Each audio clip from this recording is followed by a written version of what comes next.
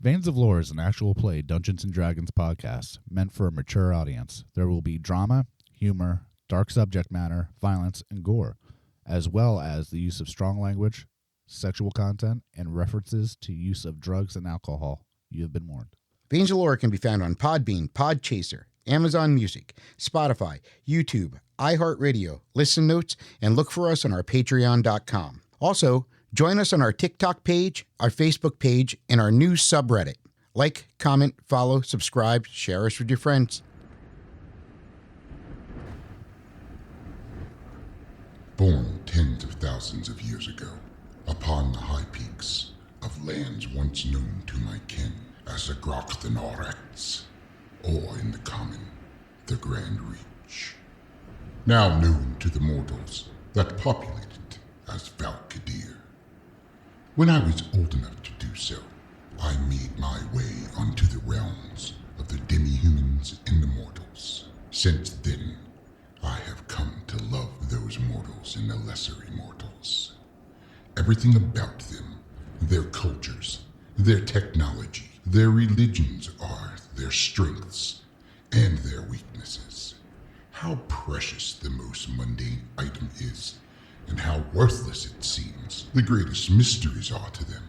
To blend in and mimic their ways so I may learn more from them, I have held many persona and have lived so many different lives.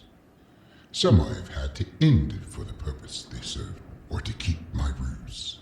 But I always return and start anew, moving from kingdom to kingdom, and peoples to peoples.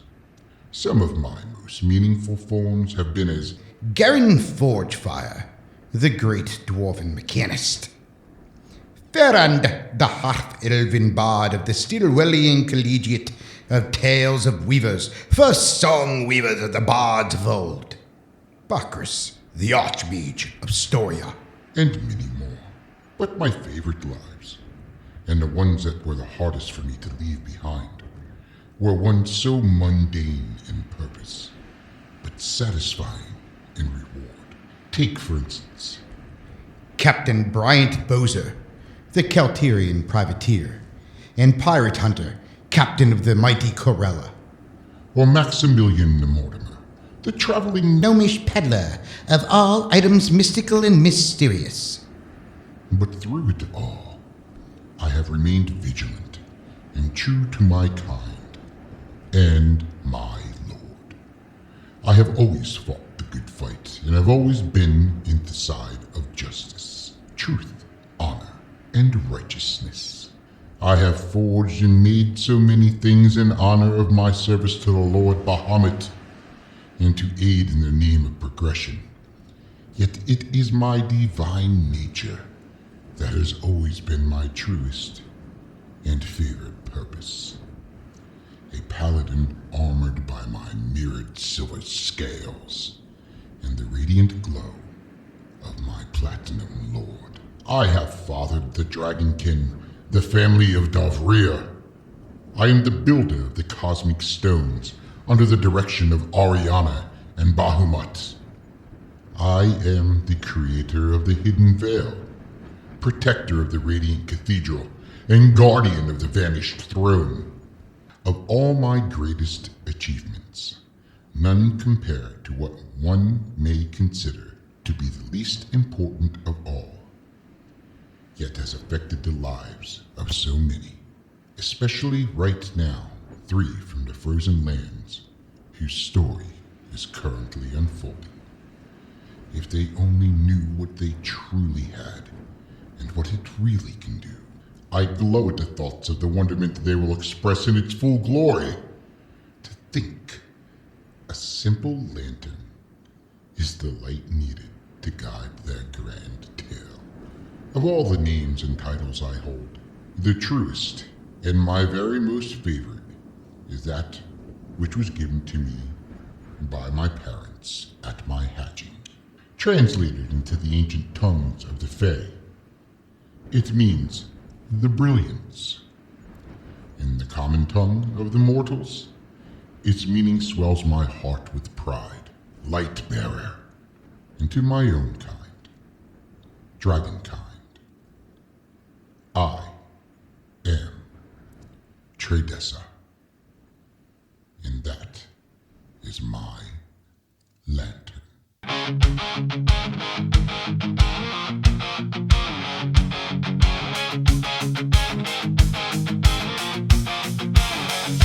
Gather round the table, let the story begin, where the dice decide the fate of the kin. Brian's the master, telling stories for the mood. Nya and Ceahcyl, the tortured druid of the mood.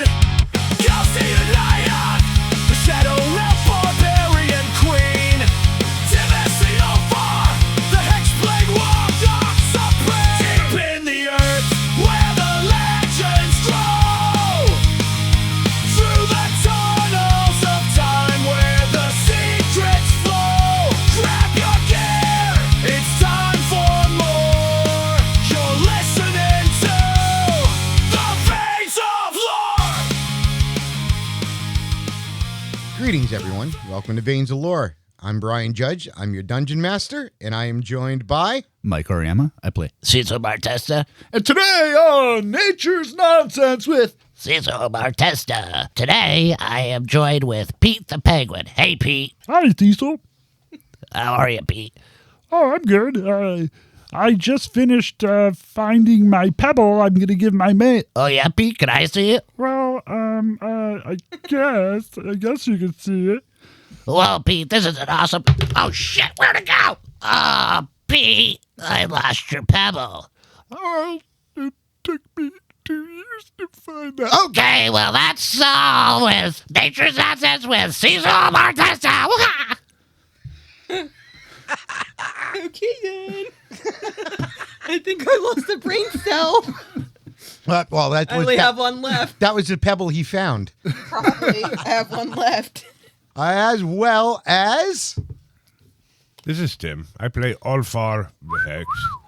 And my little tidbit of wisdom here is when we're listening to Ceahcyl tell his fantastic stories and interviews, make sure that you have a nice cup of mead with you. Because after being done, you're going to need to have 4 or 5 kegs of this stuff. I agree. Times 5. And a little bit of puffy puff as well, as well as my much more beautiful and better half. Hi, Kelsey Meta here. I play Nya Deer. What really ticks me off, I am out here fighting for my damn life while Ceahcyl just finally learned how to swim. Instead of sinking like the damn fucking Titanic over here. Hey, I think I did a good job. And then we have Ulfar passing out from his magical freaking sword. It better be very magical. I saved his life. Very magical. It is quite... So, I can never get a break. Well, let's fucking do this. And Ulfar's still pissed off that all of this happened and we still did not get the +5 mithril breastplate. Yeah. Where is this mithril breastplate? That's great. I literally said that earlier. So here, I'll make you a deal. So what you guys don't know, but you are slowly learning, is I actually have a series of magic items that are custom to each character that you're going to be receiving throughout the campaign. Wow, did we get them now? So you can I'll make you a deal. I can either rewrite your armor and stuff completely that I have for you, or you can have the +5 mithril breastplate. No, I think I'll wait. Are you sure? Gosh. It'll probably be a chain bikini. It is. I was just gonna say, because you're a changeling, you're gonna have to change your gender to fit into it. Okay, that's totally being cut out. Oh, boy. All right.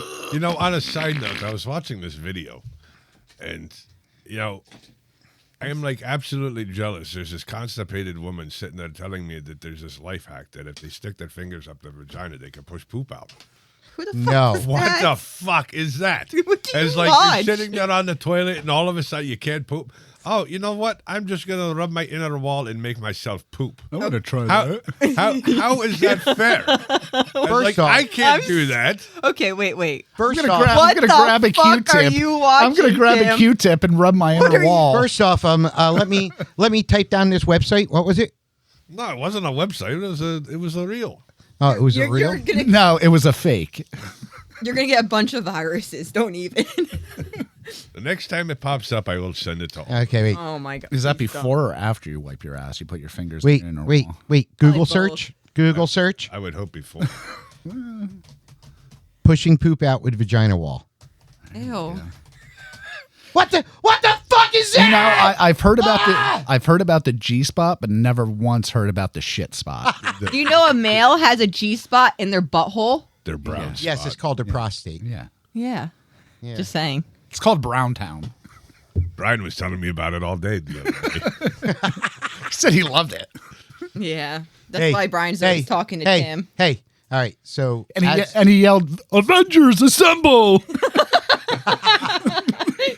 as we start this episode, I just need everybody to sniff my finger real quick. No. I'm good. Okay, so last time we had joined, we had been in the city of Udoralal. You guys had met some druids and some actual natives to Abolasia that were human, some of the tribes that were there.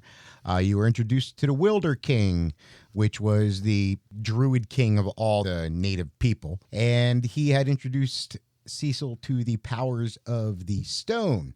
During this process, while he was attuning to the stones and you guys were meeting some of the other members of Abolasia and their levels of importance, you had heard the mighty roar of Sardon as you were approached and told that the armies of undead were starting to invade the forest. They were laying the forest to waste and they were killing everything in their path. Called to arms, you guys had went and joined, and that is where we are. I'm following Maddie. Hey, you see, as everybody's starting to gather, you can see there are several hundred Abal, which are what the humans of Abolasia call themselves. Okay. Standing amongst them, you see are various different tribal members. One of the chiefs is a half-elf, and he appears to be a little older. But what probably stands out the most, you guys had already met Farrar, and you already met Dorn. What stands out the most are two things. One of them, you see a very young girl, about 17, 18 years old. And you see she appears to be dressed somewhat as a hunter. You see she leads a group of probably about 60 of these men. But the thing that catches your attention the most, and I need Ulfar to make an insight check with advantage. Oh, finally.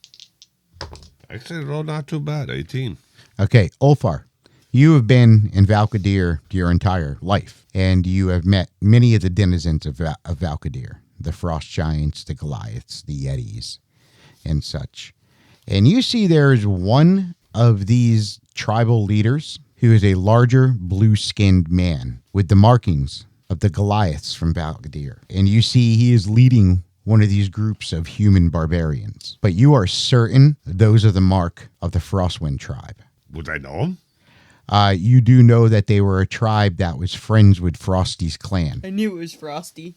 No, it's not Frosty. No, I knew it was like something to do with Frosty. Though. But if what you were told was correct, those were the Goliaths that were killed by the people who killed Frosty's clan.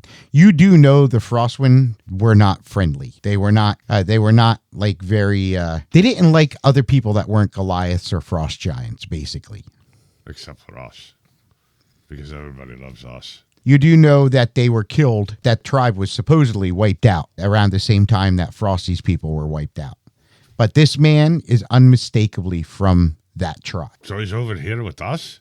Yes, and he's leading one of the Abolasian tribes. So go over and say hi. Hey, friend, what are you doing? He's talking amongst to the people that he's leading. And you see at first he like stops and he looks over and, a Northman, here. Yeah, it's Ulfgar from Jindorn. You are from Jindorn. Yeah, I'm good friends with Frosty. And he kind of smiles. I've not seen them in years. I have been here.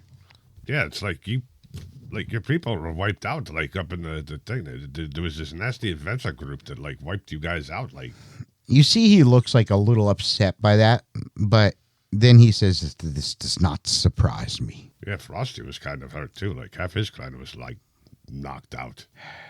We grew too arrogant. I didn't see it till it was too late. So how did you end up here? I was captured by the chief of these people, my people, the Lapisan. And he motions towards some of the people of his tribe. Well, I'm glad to see that you guys survived.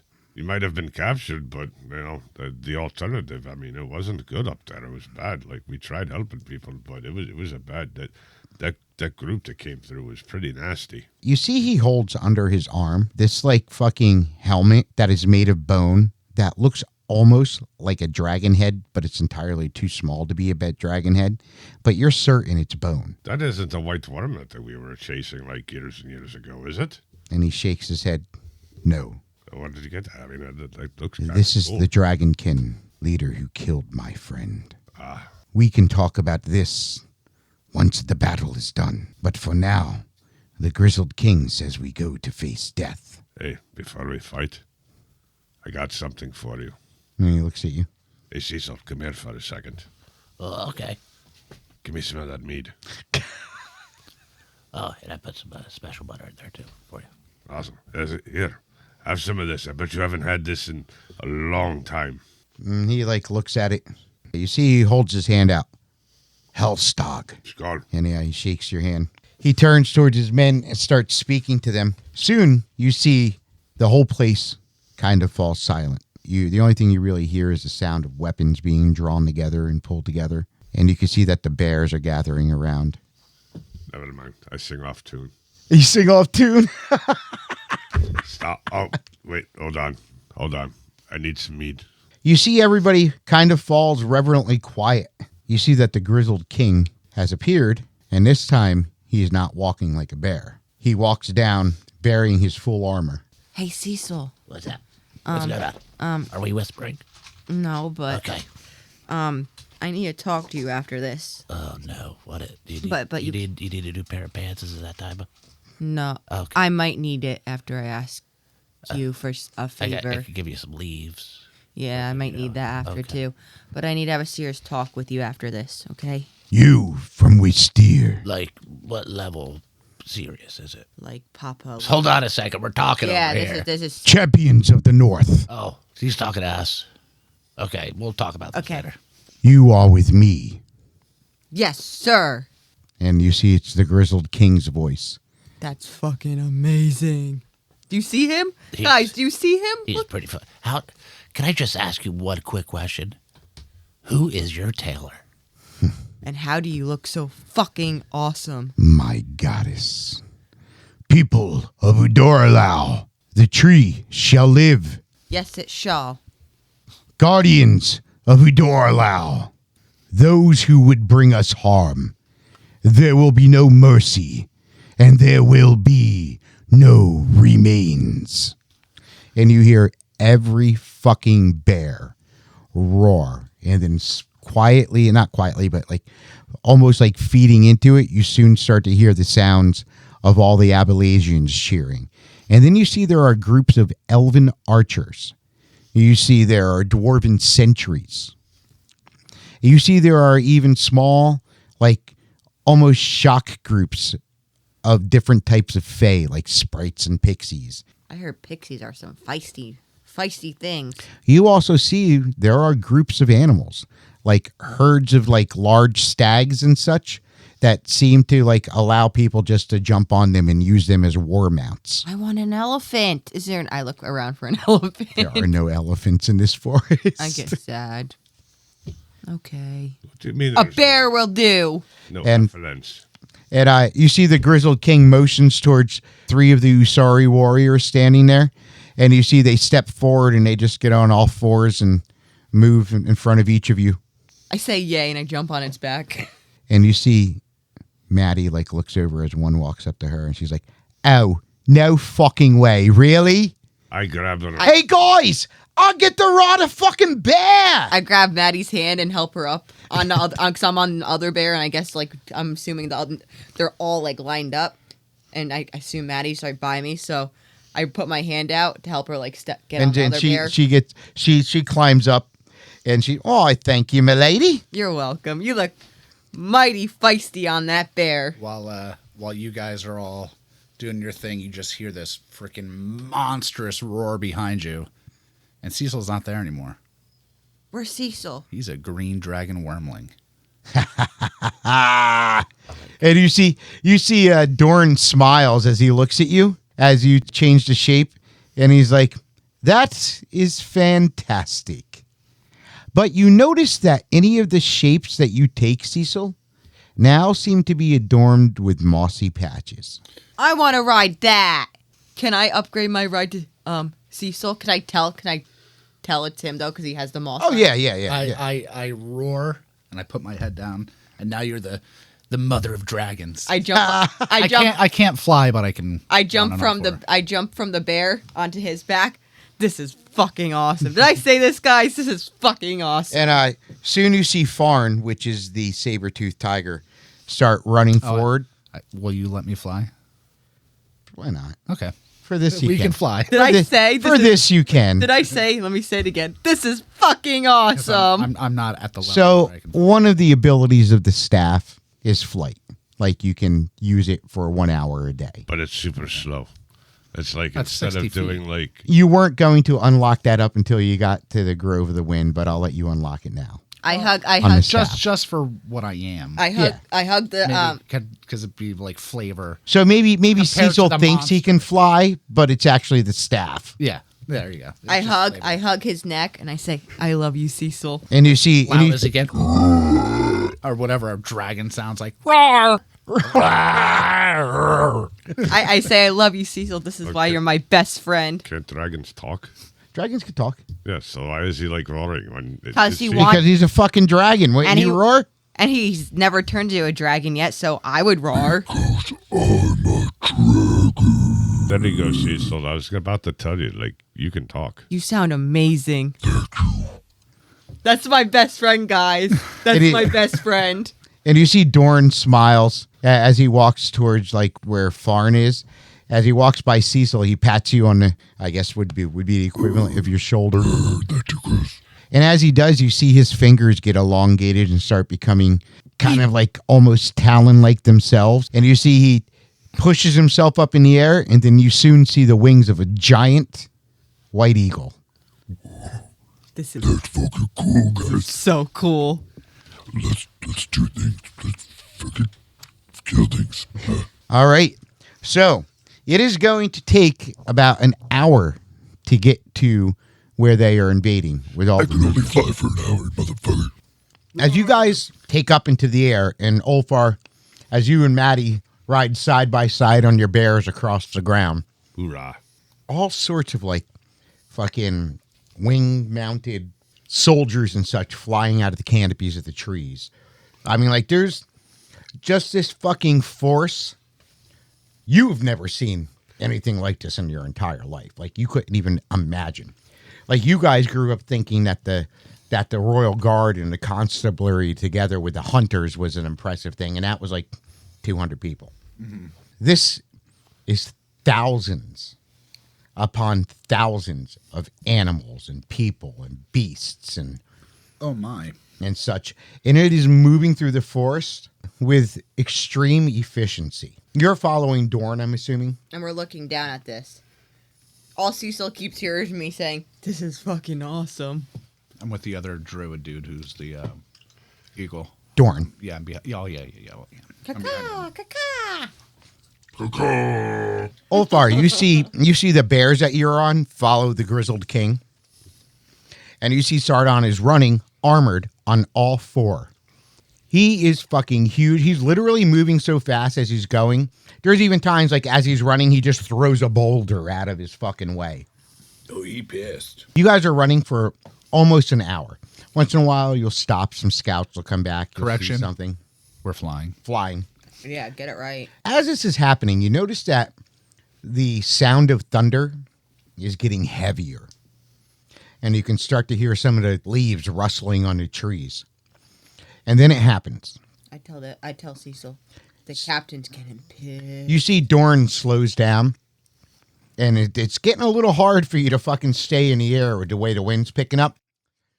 But you see Dorn slows down and begins circling around. And as you follow him, Ceahcyl, Nya, you see as the bear, as the grizzled king and the bears and the other armies start coming out into the area, you start to see that the forest goes from green to brownish black.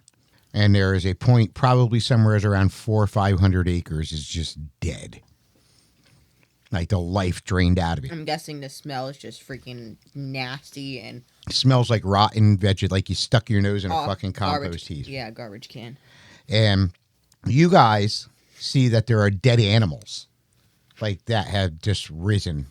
And there's this black fog moving across the ground. And like when the fog starts to hit on some of the other living stuff, you just hear a crackle of thunder and you can feel the wind pick up. Dorn screeches, but you understand exactly what he's saying. When he screeches in Druidic and he says, "We need to land." I guess I feel Let's do this. I feel Ceahcyl going down, so I grab onto his neck and hold on tight. Ulfar, you see as you and Maddie come to a stop, the bears kind of like, it's weird because as they stop, they stand you guys up as they stand up. And Maddie's like, "That's fucking cool." I think Maddie's like me. She thinks this is fucking awesome. That this is just, I mean, come on, Ulfar. I mean, I know it's serious and shit, but No, I totally agree. This is cool as shit. this is fucking cool. I kind of like never got to wear the polar bears in home, so I mean this is pretty damn cool. As Ceahcyl lands, he's like, This is fucking rad. You see, when Dorn lands, he takes his form. It just gets silent. And the only thing you hear is the sound of the wind rustling through the leaves as it picks up, the breathing of the bears behind you, and the sounds of the warrior men chanting. I feel like to us too, this is so cool because we have thousands of people helping us, and it just like to us it like, you know, makes us look at the world a lot different because, you know, after everything we've been through and, you know, everybody us being lied to and everything, it's just like we finally have people on our side. So I think it's just even more cool to us, you know? we're not in it alone, basically. Yeah, exactly. Just saying. And then you start to smell it on the air, and you see moving out of the black mist that's being forced back by the wind. Oh, please hide, Pudgy. The thunder strikes, and it begins to rumble louder behind the clouds, and then you start to see masses, hundreds of skeletons, just starting to move out of the cloud. Animal skeletons, humanoid skeletons. If it can be made into a fucking skeleton, it's a skeleton. I think it would piss me off more because it's like, you know, after finding out what Ceahcyl is, I have a different connection with animals, you know? I think it makes me even more pissed off seeing all the freaking dead animals that he had to raise. Is that a fucking skeleton squirrel I see? What the fuck? I know. Soon as it's gonna be skeleton bobs. You see Sardon moves forward, and as he does, he stands up, and you see he draws his two-handed sword. You hear the warriors like all draw their weapons, and he waits, and you see as they start coming across the field, and he looks over at Dorn, and Dorn nods, and you see he steps out. He raises his hands, and he begins chanting some words in Druidic. Ceahcyl, I feel you, brother. you understand it? I do. And you start to realize that he is summoning the power of the sun. I asked And as they get closer, you can feel the warmth start to fill in the air. Ceahcyl, what is he saying? Ceahcyl's mouth is just fucking watering. And you see he just takes his hands and he folds them together like this, and then he waves them apart almost as if he's doing Tai Chi. And then he stomps forward with his hands, and he lets his hands out, and you just see a blast of sun rays. That is 100 feet wide. Let me say something. The DM did just punch the mic. I did. Sorry. He's getting excited, folks. You just see this fucking... I'm glad the dice are on ours. You just see this burst of sunlight fries every fucking skeleton directly in front of him. Like they just fall to ashes in front of him. Run, squirrel, run! And as soon as that happens, Sardon raises his blade and he holds it forward, and you can just hear the sounds of arrows ripping out of the woods. And the only thing that's muting that is the sound of the winds ruffling. And you see as the arrows fly up in the air, Maddie looks over at you guys and she's like, "You know what they call that, don't you?" No, Maddie, what? You're motherfucking dead, bitch. It's called the Black Rain. Know what I call it, Maddie? Fucking awesome. And like as you say fucking awesome, you just hear and like you can hear things like screaming off in the charnel fog, and then it waits a moment. Maddie, this is the coolest fucking shit I've ever seen. Champions, be ready. We're ready. Oh, I'm ready, mother sucker. That was their cannon fodder. Hexbleed. Yes, You may want to put your armor on. but I'm still shirtless. Get dressed. He's talking I about. put my armor on. Hide your moobles. No, he's talking about your other armor. Oh, yeah. The special armor. The one the armor of Agatha. There on your chest hasn't grown back yet, dude. I see Maddie eyeing him up. Sorry. Maddie. Maddie's just like, she's like itching. You see, she's just like standing by this bear and she's looking around. Better than her bitching. Yeah, I like Maddie now. Me and her are buds. Then you hear the sound of marching, and you see stepping out of the fog, living an entire frontline infantry of orcish warriors. You were going to say orcs. I knew it. And directly in the center of them, upon the back of his black horse, you see Illyark Borgresh. And as I see him, all you see is two middle fingers fly up in the air. Pow, pow! There's that absolute asshole. That's fucking Pudgy for you. That's him. And you see his eyes, and you've only seen this They're green, right? Or yellow? twice. The first time you saw it was the day in the cave that you got taken to the outside world. Weren't they yellow? No. The second time you saw it was the day he was awakening Asara. Wow. And today, you see his eyes are pulsating a deep red. Pudgy, I think you got pink eye. And you see he holds his great sword up, and then aims it forward, and you see the orcs drop to their knees, and they slam their shields forward, and they stand there with their spears. Everybody, roll initiative. Booyah, motherfuck. With advantage. Yeah, for real. So the way this is going to work is initiative 10 and lower are going to be... Natural motherfuck. All right, hold on. Yeah, you. Initiative 10 and lower Nice. are going to be troop actions. Heroes are always going to go before troops if you fall into those lower numbers. Sure. All right. So there will be 4 troop actions on each side, but I'm going to do them at the same time. You can choose to go for a hero, aka Illyark, or if you see there is a tougher creature in there, or the Sorrow, of course. What's that say? Natural 20. Yeah.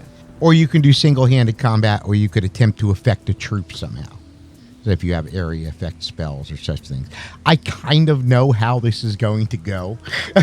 No. As you guys step forward, you can start to feel a little bit of rain coming down, and you see the lightning dance across the clouds.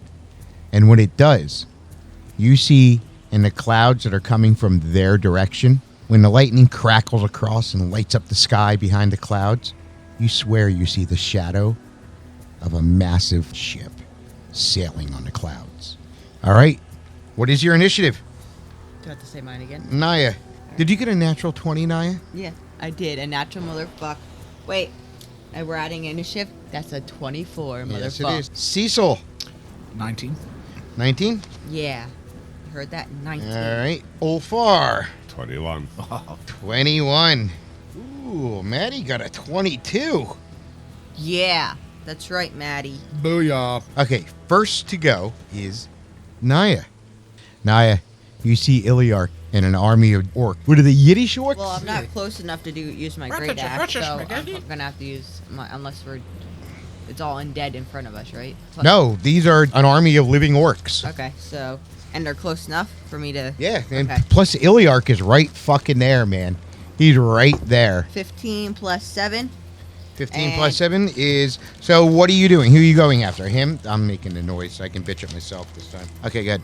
You're ruining my moment, okay? You need to shut up over there. Well, let's be real. I am gonna, you know what time, rage. And I didn't know. I am gonna What are you going to... use radiant damage. Okay. Because, right, doesn't necrotic heal him? Right.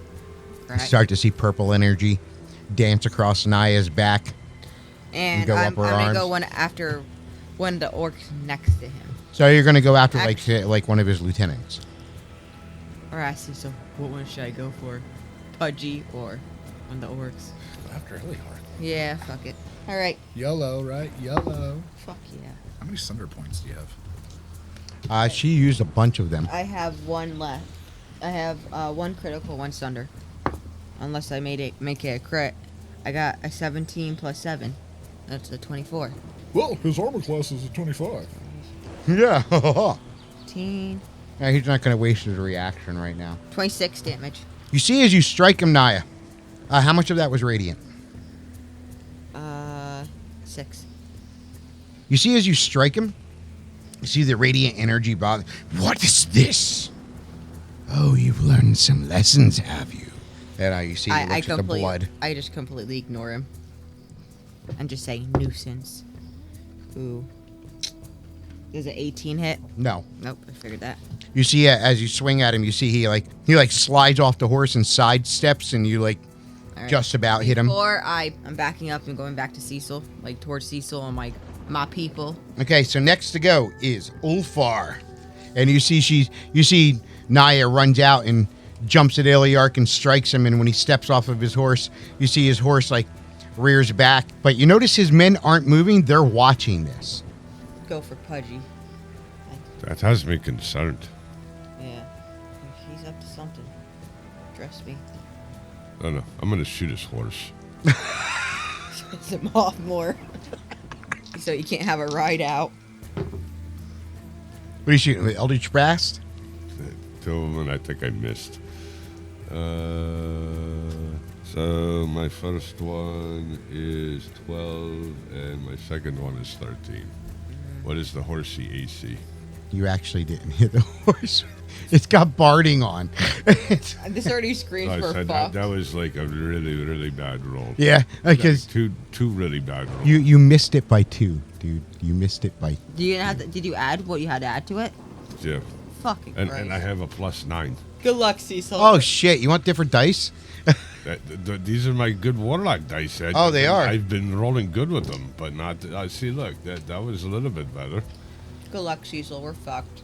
So it is a little out of initiative, but I'm gonna let you guys have your attacks first before I. Yeah, before you. So, Unless you want time to think. If you want time to think, then there are people who would be in between Ulfar and Ceahcyl and such. all right. So I'm going to do poison breath. Okay.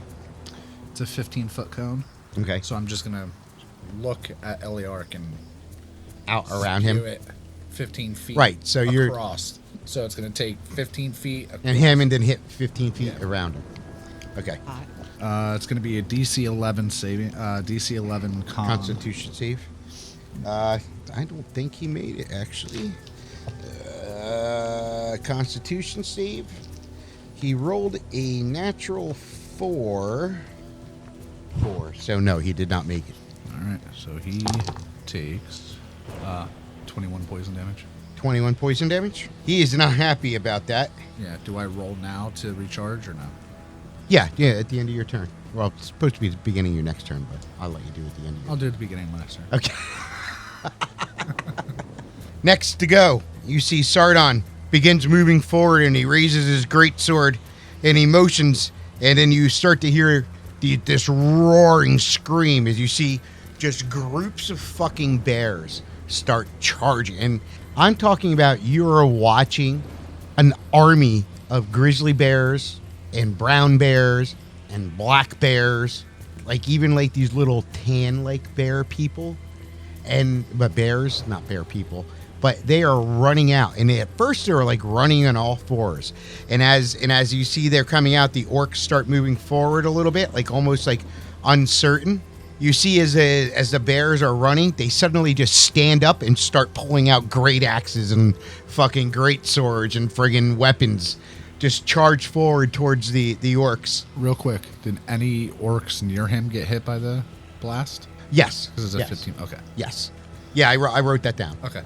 As they get up to the orcs, you notice the orcs aren't moving. They seem to be waiting for Illyark to give a command or something.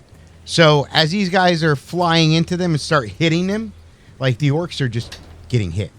Yeah, there's something like not right with this. All right, next to go is Dorn already went. Illyark, he's gonna play with you at first. So the first thing he does Why are you telling us this, huh? is he summons his spiritual weapon, and you see the black skull fly out from his side, and he launches it at Nya. Before he does, I say, look, you used to look like your dead dad. He might have missed you, Nya. Hit. Oh no, he hit you. he hit you. He hit you with a 22 on a roll of a 7. No, that would be a 20 on a roll of a 7. What is your armor class? 18. Yeah, so he still hit you. He still hit you. So Nice. that is... You see, that is 12 points of damage, Nya, but it is necrotic. All right, so I'm down to 80. No, you're resistant to necrotic damage. Bitch. So you take 6 points of damage. Seeing that didn't have much effect on you, you see his eyes narrow, and he's like, well, then I guess I have to go the other way. And he just launches this fucking lightning bolt right towards your chest. You need to make a dexterity save. Don't forget you got advantage. Which means you roll twice. 19. All right. Yeah, the Dex. 11 I wasn't add going to my make dex it. to it, so then 19 plus 4, so I got a 23. All right. Is it just you up there? I thought we were all like in a line. Her and the bears. Her and the bears. I'm still. Jesus, how much damage?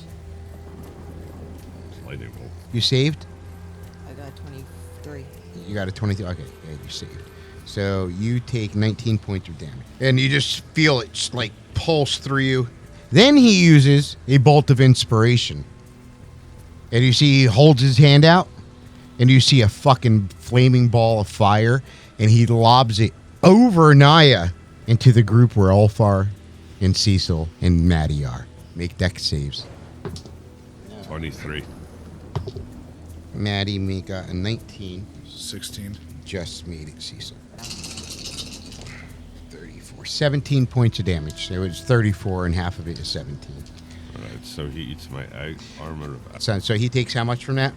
He takes 15 frost damage. You see he gets some of the bears as well. All right, next to go is Maddie. And you see she's looking over at the group of you as she like recovers from the fireball, and she checks to make sure that the bear guy that in front of her is all right. He got a little singed, but there are a couple that were wounded a little bit more worse next to him. And she looks at Ulfar, and she looks at Ceahcyl, and she sees Nya, and you see she draws her cutlasses, and she stands defensively between the three of you. And she's holding her attack for a reaction. So she's basically behind Nya and in front of. So she's behind me, she's standing by them. but Right, in front of right. them. She's standing by them, but she's within range of you. She's doing a movement reaction. Right. And you see, like, for once, the silly, happy-go-lucky, feisty dwarven first mate. In her eyes, you see calculation. Next, you see Illyark makes a motion, and you see his troops begin moving forward, and they rush out with their spears. And as they do, as soon as they start moving forward, now you see the first two groups that were right next to him, they clash with the bears. They actually start fighting back with the bears. And then you see the other ones move forward.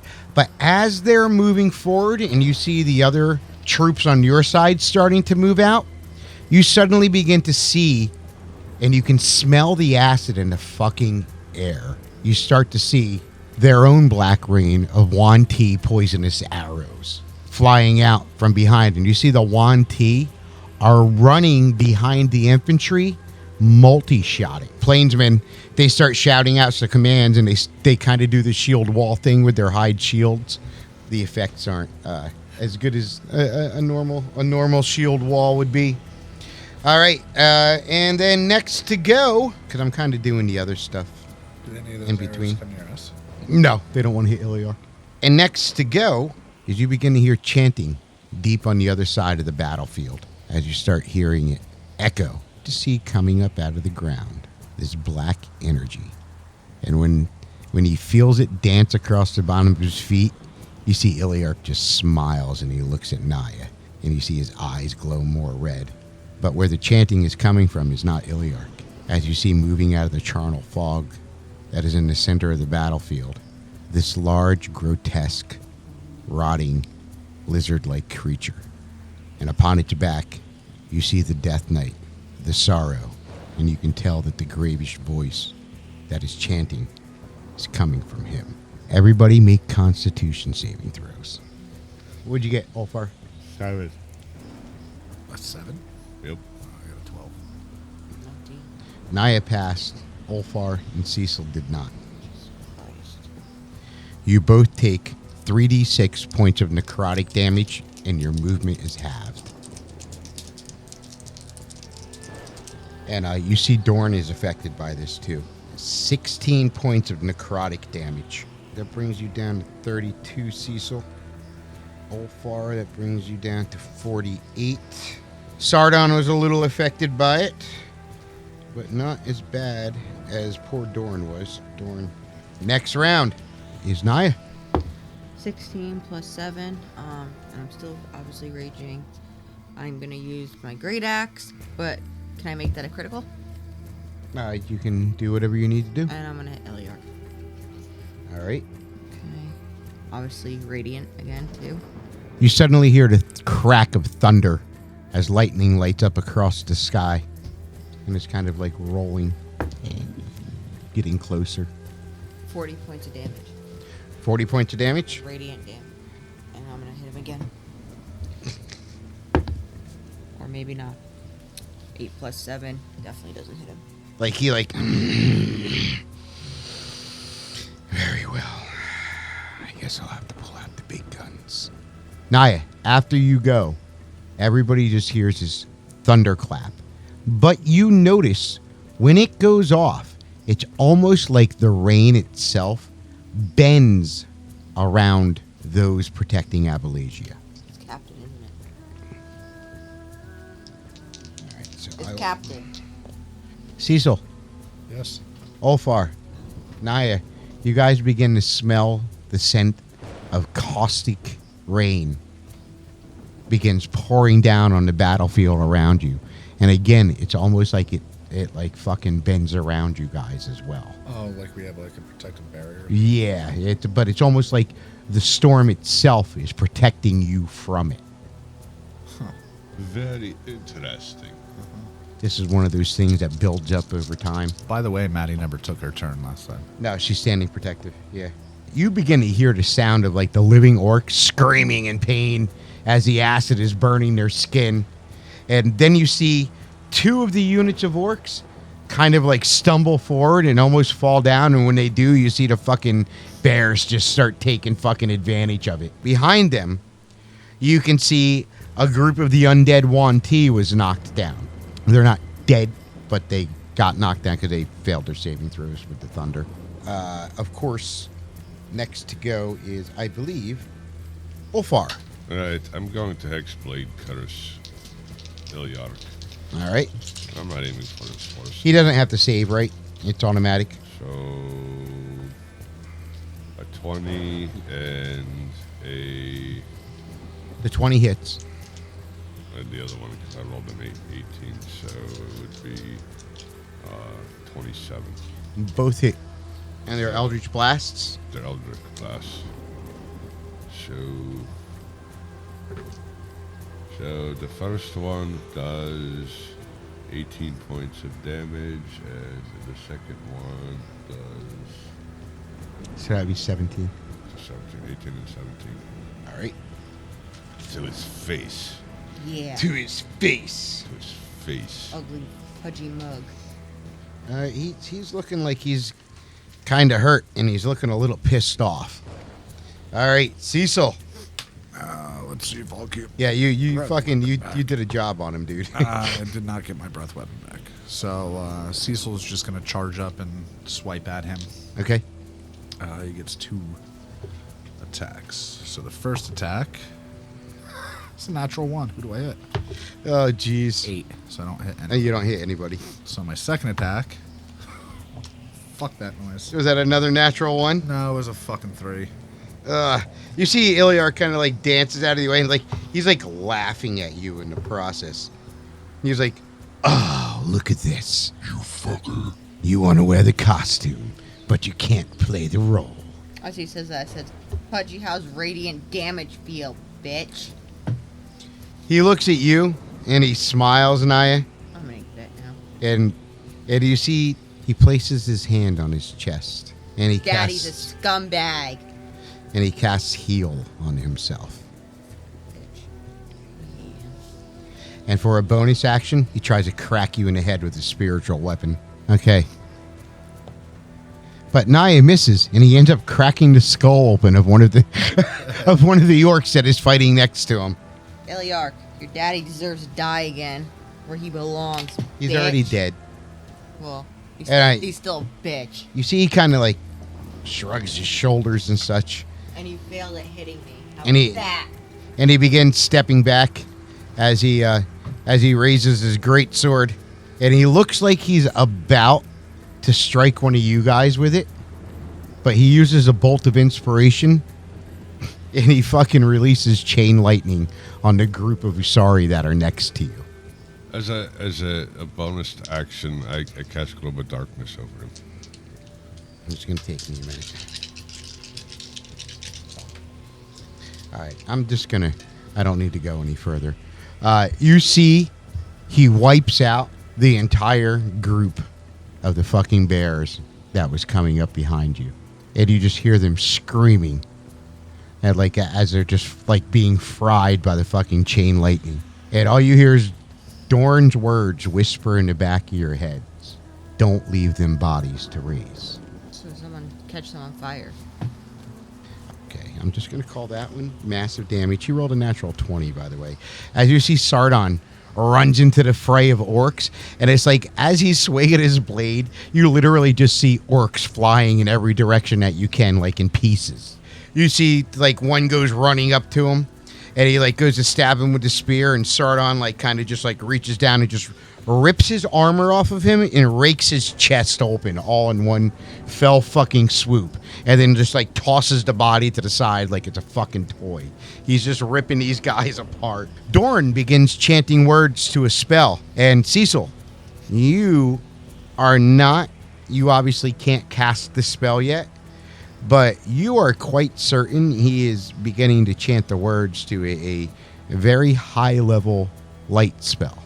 It takes a couple of rounds for it to work, though, for him to build it up. All right, and next to go is Maddie. And Maddie, she decides that she's actually going to move forward this time. And you see she runs up. I don't like that. And I most certainly don't like the way that you just did that to all those poor little furry creatures. He's a fucking piece of shit, isn't he? He's an absolute asshole. You are a fucking absolute fucking asshole. And she's going to go for a called shot and try to stab him in the fucking throat so he can't speak. Here we go. All right, I'm going to use 2 of her attacks and roll both of them at disadvantage because they're called shots. But all right, she's got a +9 to hit. That one would have been a 21. That one's an 18. She missed. All right, her other one. Oh, yeah. That is an 18 and an 11 plus 9. 20. She hits. All right. There he gets a save. You see, he's about to say something to her, and you see she just nicks right where his fucking voice box is. And, like, he stumbles back, like, grabbing his throat. And when he does that, she takes her third attack, and she's going to trip him. Oh, she's a fucking battle master. Nice. She comes forward, and she's, like, doing this, like, dancing motion with the blades. And the first one, she swings and misses and, like, kind of distracts him. But that distracting him, she comes up and she nicks and, like, cuts, like, right here. Like, basically giving him a tracheotomy. Yeah. And then as he reaches up with his hand to grab that, she goes low and fucking slices the back of his knees. Nice. And he falls down. He failed to... He's prone now? Yes, he is at the moment. Till it's his turn and he can get up. You see as the battlefield starts to open up a little bit more, and you see the sorrow as he moves forward. He climbs off the back of the lizard thing, and he looks down and he's kind of observing, and he's standing there and he's holding his great sword and he's watching what's going on. And you see he like doesn't even acknowledge Illyark, like what's happening. And you see he just looks over and he just grins and he points towards one of the fucking chieftains and he just starts running towards the fucking guy. But as he goes by, everybody needs to make a wisdom save. 9. All right. 9. 9? Oh, no. 19. Oh, no. Well, you did good. Okay. I'm Nya and Ulfar. I'm sorry. It is not a charm spell, but it is fear. and you are feared and feel the need to remove yourselves from being even in his line of sight. You even feel the Raven Mother's will like being broken by just the intimidating presence as you can see like the muscles moving and the fucking skin hanging off, and you can see the pure evil in his eyes and the smell of his presence. Ulfar, you actually feel shaken for the first time in your possible life. And Ceahcyl, at first it's intimidating to you, but you're not sure if it's the fact that you are in your dragon form, or if it's an effect from the stones, or from being here and whatever. But for some reason, you manage to shake the fear off when you see your other 3 companions, Maddie, Ulfar, and Nya, begin to like back away as far away from him as they can get. So the fear spell will cause you for 1 round to move as far away from the area that, well, the fear effect will allow you to move for 1 round as far away from the area you can get. So basically, you move your full movement away from him. Yeah, 40 feet. Thanks. You also take opportunity attacks if there's anybody near them. Yeah, I'll be nice because the only one that would probably do that is the one that's laying on the ground. Now, did Ilgratis pass any of us? Like, Yeah. No, he's kind of like going around the area. It's an enthralling presence that he gets for the class. I was just wondering if he was anywhere near So, me or anybody else to get an opportunity. No, it's 30 feet. It affects anything within 30 feet of him. I don't like you right now. You don't like me right now? Dude, you're level Don't 6. hate the player, hate the game. You're level 6 fighting 20th level I don't fucking... like you right now. You're making me look like a little bitch running. No, it's realistic. You guys are like fucking flies on a horse's ass with a long tail to slap you. Nah, he doesn't get scared. So it is going to the top of the next round. And at the top of the round, Nya, you are able to make another will save. Wisdom? Yes. That's what I rolled. Yeah, so no, you didn't. You're like kind of... So it doesn't mean that you're afraid of everything around you. You just want to be as far away from the sorrow as you can get. That's I'm just afraid- 30 feet. That's all. I'm Yeah. 40, actually. Oh, 40 feet. You know? You see the rain begins bending around you again. And then you see the thunder claps in the sky. And Ceahcyl, as you look up, you're like looking from your friends and you're like moving towards Illyark.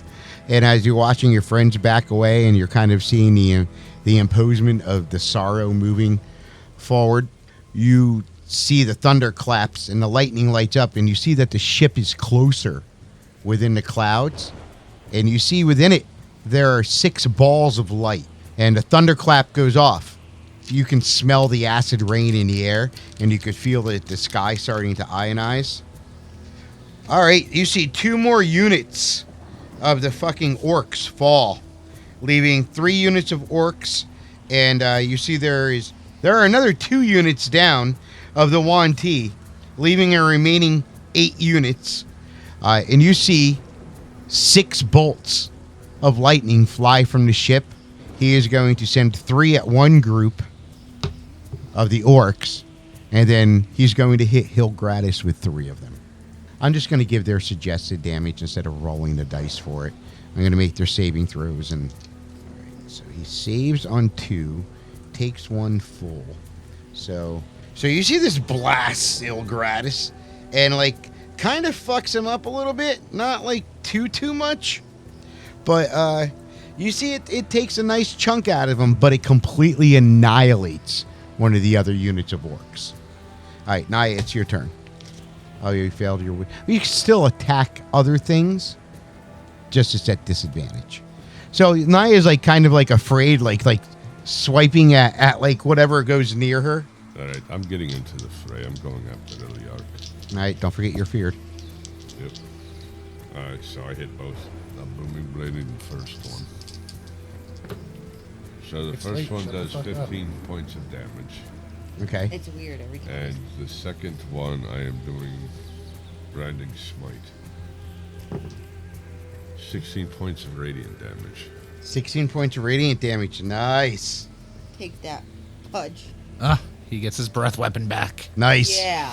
Nice. So he's just gonna... I just pictured this like wormling dragon like moving across the ground, getting like, oh, you're down here too? He's just... So... Yeah, you would have gotten a 14. How much was it, Mike? I don't know yet. 21 poison, so he takes half. 10, so 11. And since he's at disadvantage, I'm going to try to rend again. All right. 21 to hit. 21 hits. Kind of 6 points of normal damage and 4 points of poison damage. You feel bad for who? And then he's going to swipe at him again. All right. 20 to hit. And he takes another... Did you just say you feel bad for Illyark? He gets 11 points of regular damage and 1 point of poison damage. You feel bad. So you see Sardon goes running towards Ilgradis, and as he does, you see his sword lights up with divine green fire, and then you see he just like leaps up and fucking swipes the Sorrow with his fucking blade and knocks him off of his fucking lizard thing. Nice. As Ilgradis goes to stand back up, you hear this fucking deafening bear roar, and you see he comes back at Ilgradis with a fucking uppercut with his sword. It fucking just strikes him and sends him reeling backwards. He fucking smite. He used divine strike, and then he fucking smited him. Okay, you see Dorn finally finishes chanting, and behind the group of you, you see he forms a semicircular wall, so basically stopping anybody from getting near you guys or Illyark, of prismatic light. So as soon as he moves, he gets zapped. Maddie, kind of like you see Illyark starting to like try to pull himself up, and like he's reaching for his greatsword, and Maddie's like, "No, I don't think so." When that happens, she's like, "Ulfar, a little help over here." She is going to use her commanding presence and command you to strike Illyark along with her. And you see, like, she just spent her 2 colors. Ulfar, could use a hand, and starts striking down at him, and you just feel the urge to fucking crack him one with your blade. So you make your attack. That's good. Yeah, natural 20. Beautiful. I don't roll them very often. The first one was 15. The second one was 7. First one was 15. The second one was 7. In his face. So she strikes him. She gets him like right across the fucking the back of the legs as he's trying to get up, and then you just come forward at him.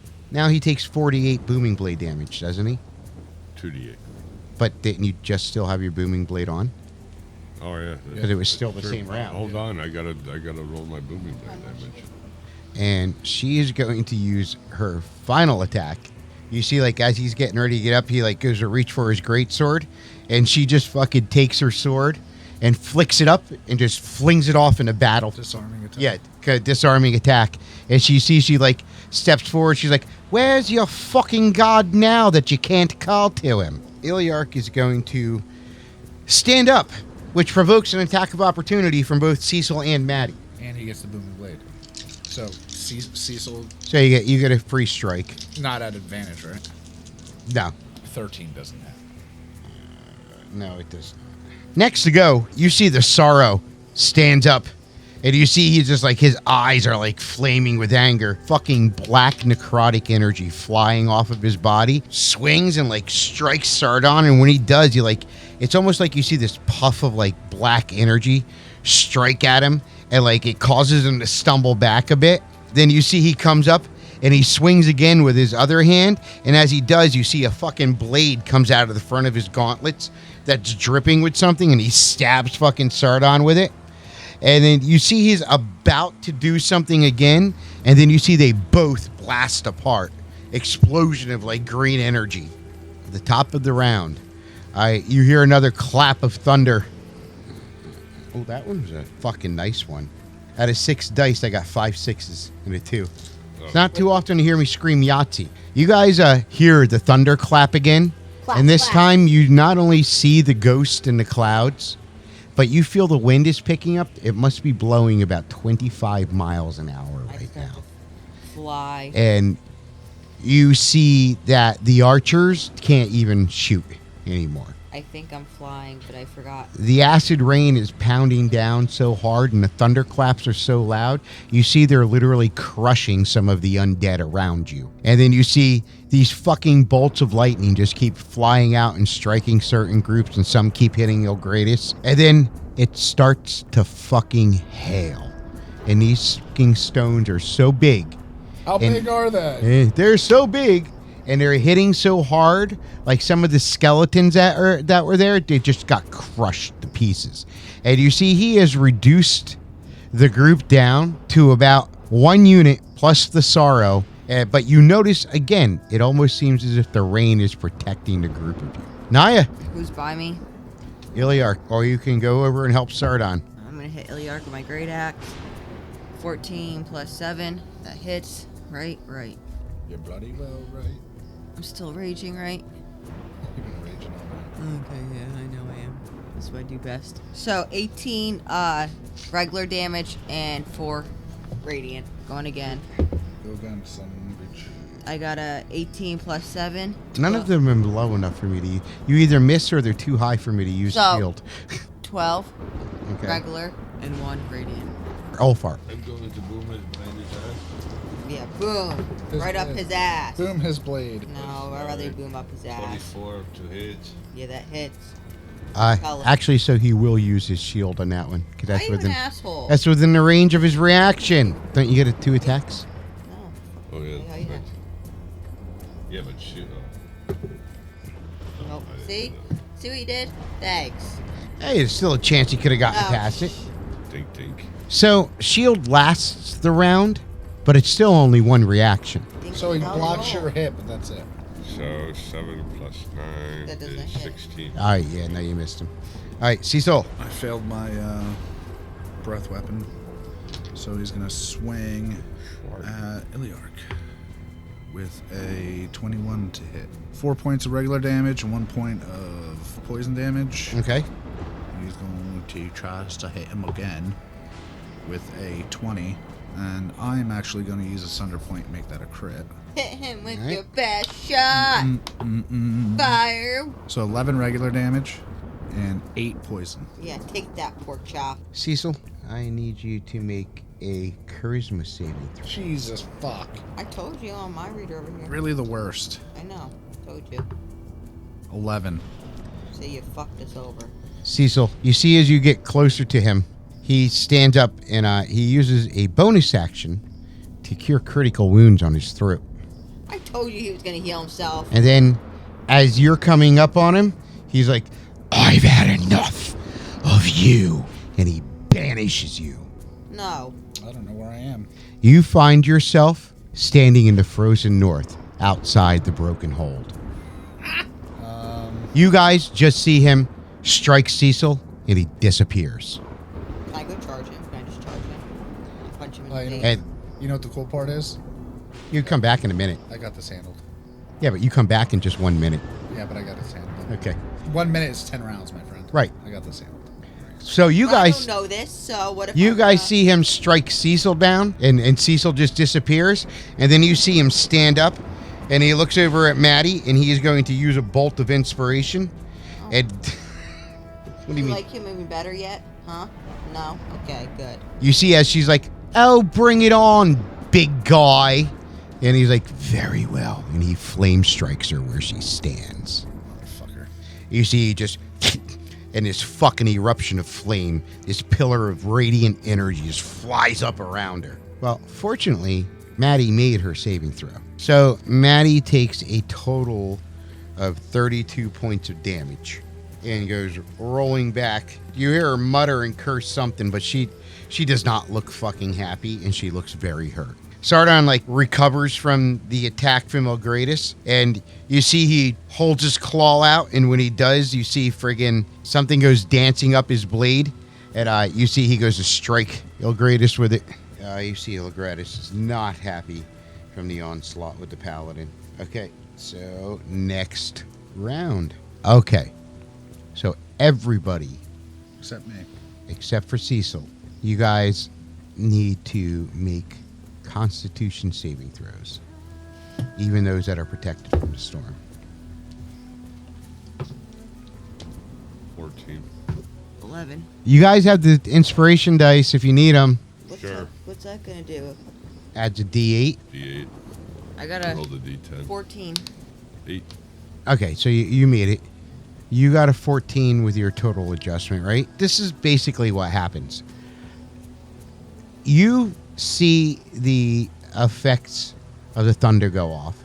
The acid rain starts pouring down, and then thunderclap starts going off, and then the hailstones start hitting heavy. But then, finally, gusts of strong, raging wind at 50 miles an hour automatically disperse fog, mist, including magical effects in the area, and it becomes hard, extreme terrain. So basically, it's like standing out in the middle of a torrential thunderstorm with fucking hurricane force winds blasting on you. That's what it's like. And you can just see, like, up in the clouds, it looks like the ghost is just like kind of fucking sailing upon a sea of like thunder clouds. And that finishes off the Sorrows units that he has with him. And you see, as this is happening, a bunch of people start like kind of getting blown around, so they're trying to make their way back into the forest. As Ilgradus stands up, he's like looking through the rain, and he's like kind of staring at Sardon, and Sardon just and he fucking uses one of his monk abilities, and he grasps his feet to the ground with earthen grips and drops his weapon and like kind of just like, come on, motherfucker, let's do it. Nya, it is your turn. So you get half your movement, and your attacks are at disadvantage. That's for everybody. But you still get your attacks at disadvantage because of the effects of the terrain in the storm. 4. 3 plus 7. Ulfar, don't forget you're at disadvantage. 1.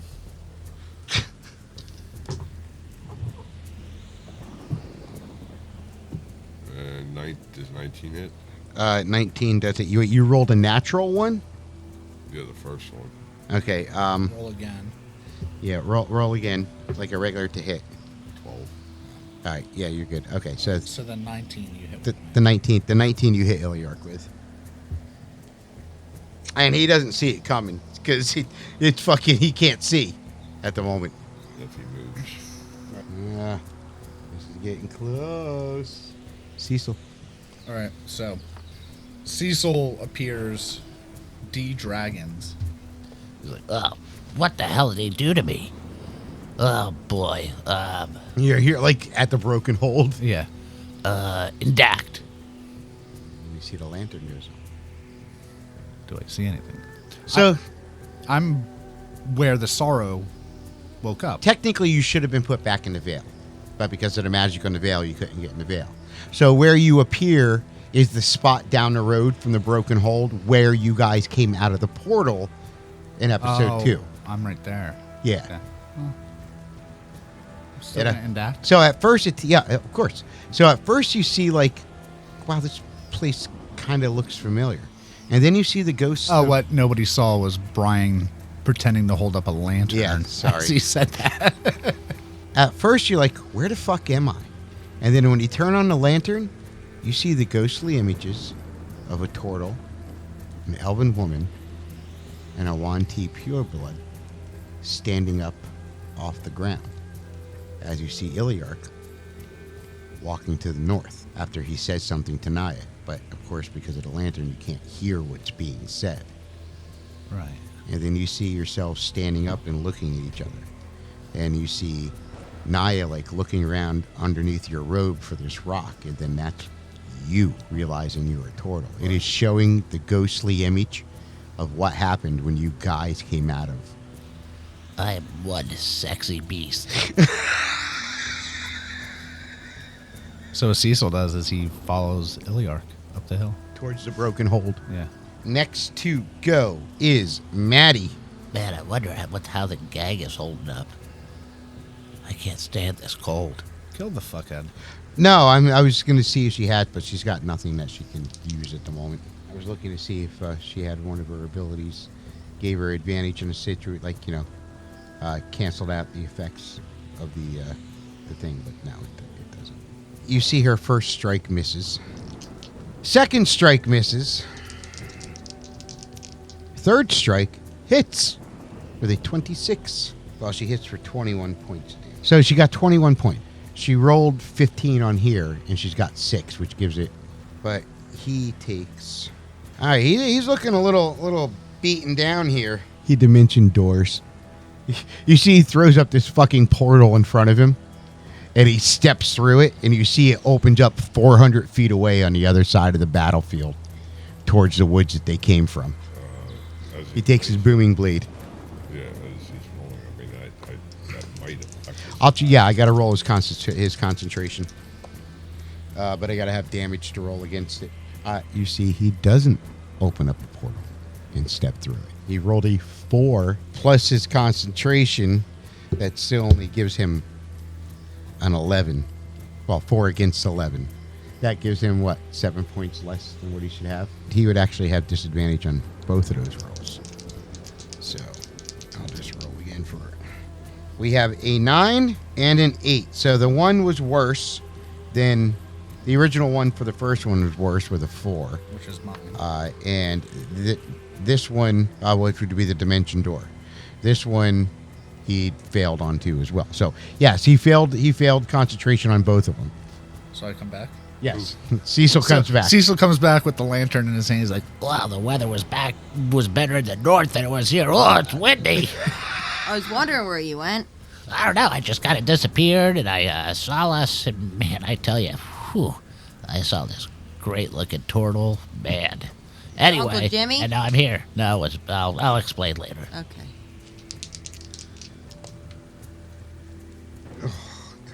Oh my dude, for Maddie's attack. oh, God. So she was meant to crit. Next attack. And final attack. No, she misses on the remaining 2 attacks because of the terrain. You hear the sound of what almost sounds like a war horn or like some sort of like item going off in the rain. And when that happens, you see as Sardon's about to face the sorrow, you see the sorrow disappears. And so does his mount. But Illyark is left there. Of course he was. Sorrow's dick.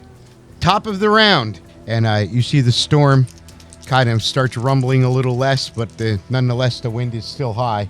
And you see Illyark is getting just about down on his fucking knees. And top of the round, Nya. I'm trying to roll for it with disadvantage still. Yes. 13 doesn't hit. 13 plus 7 hits.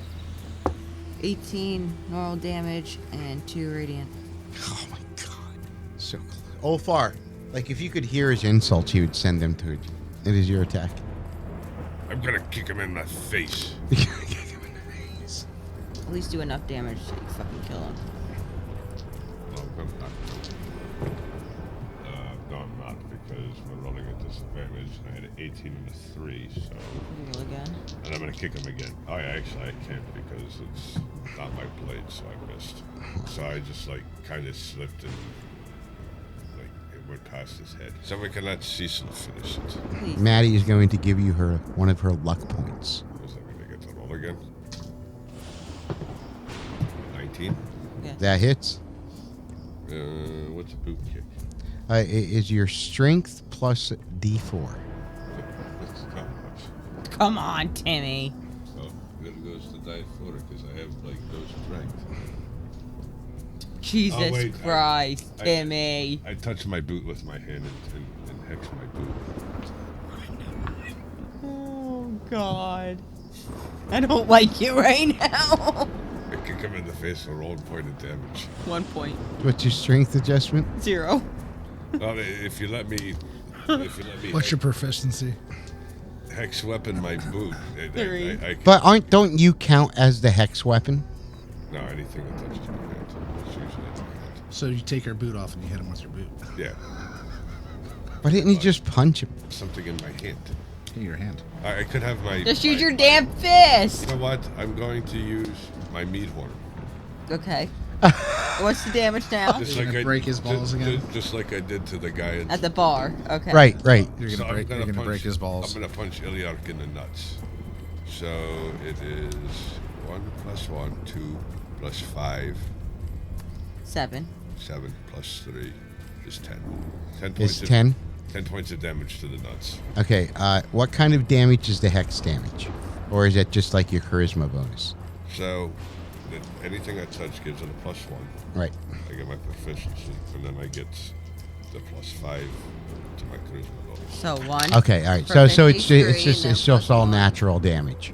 Okay. So Oh wait, and you know what? I should add the booming blade, Yeah, come on now. Get together.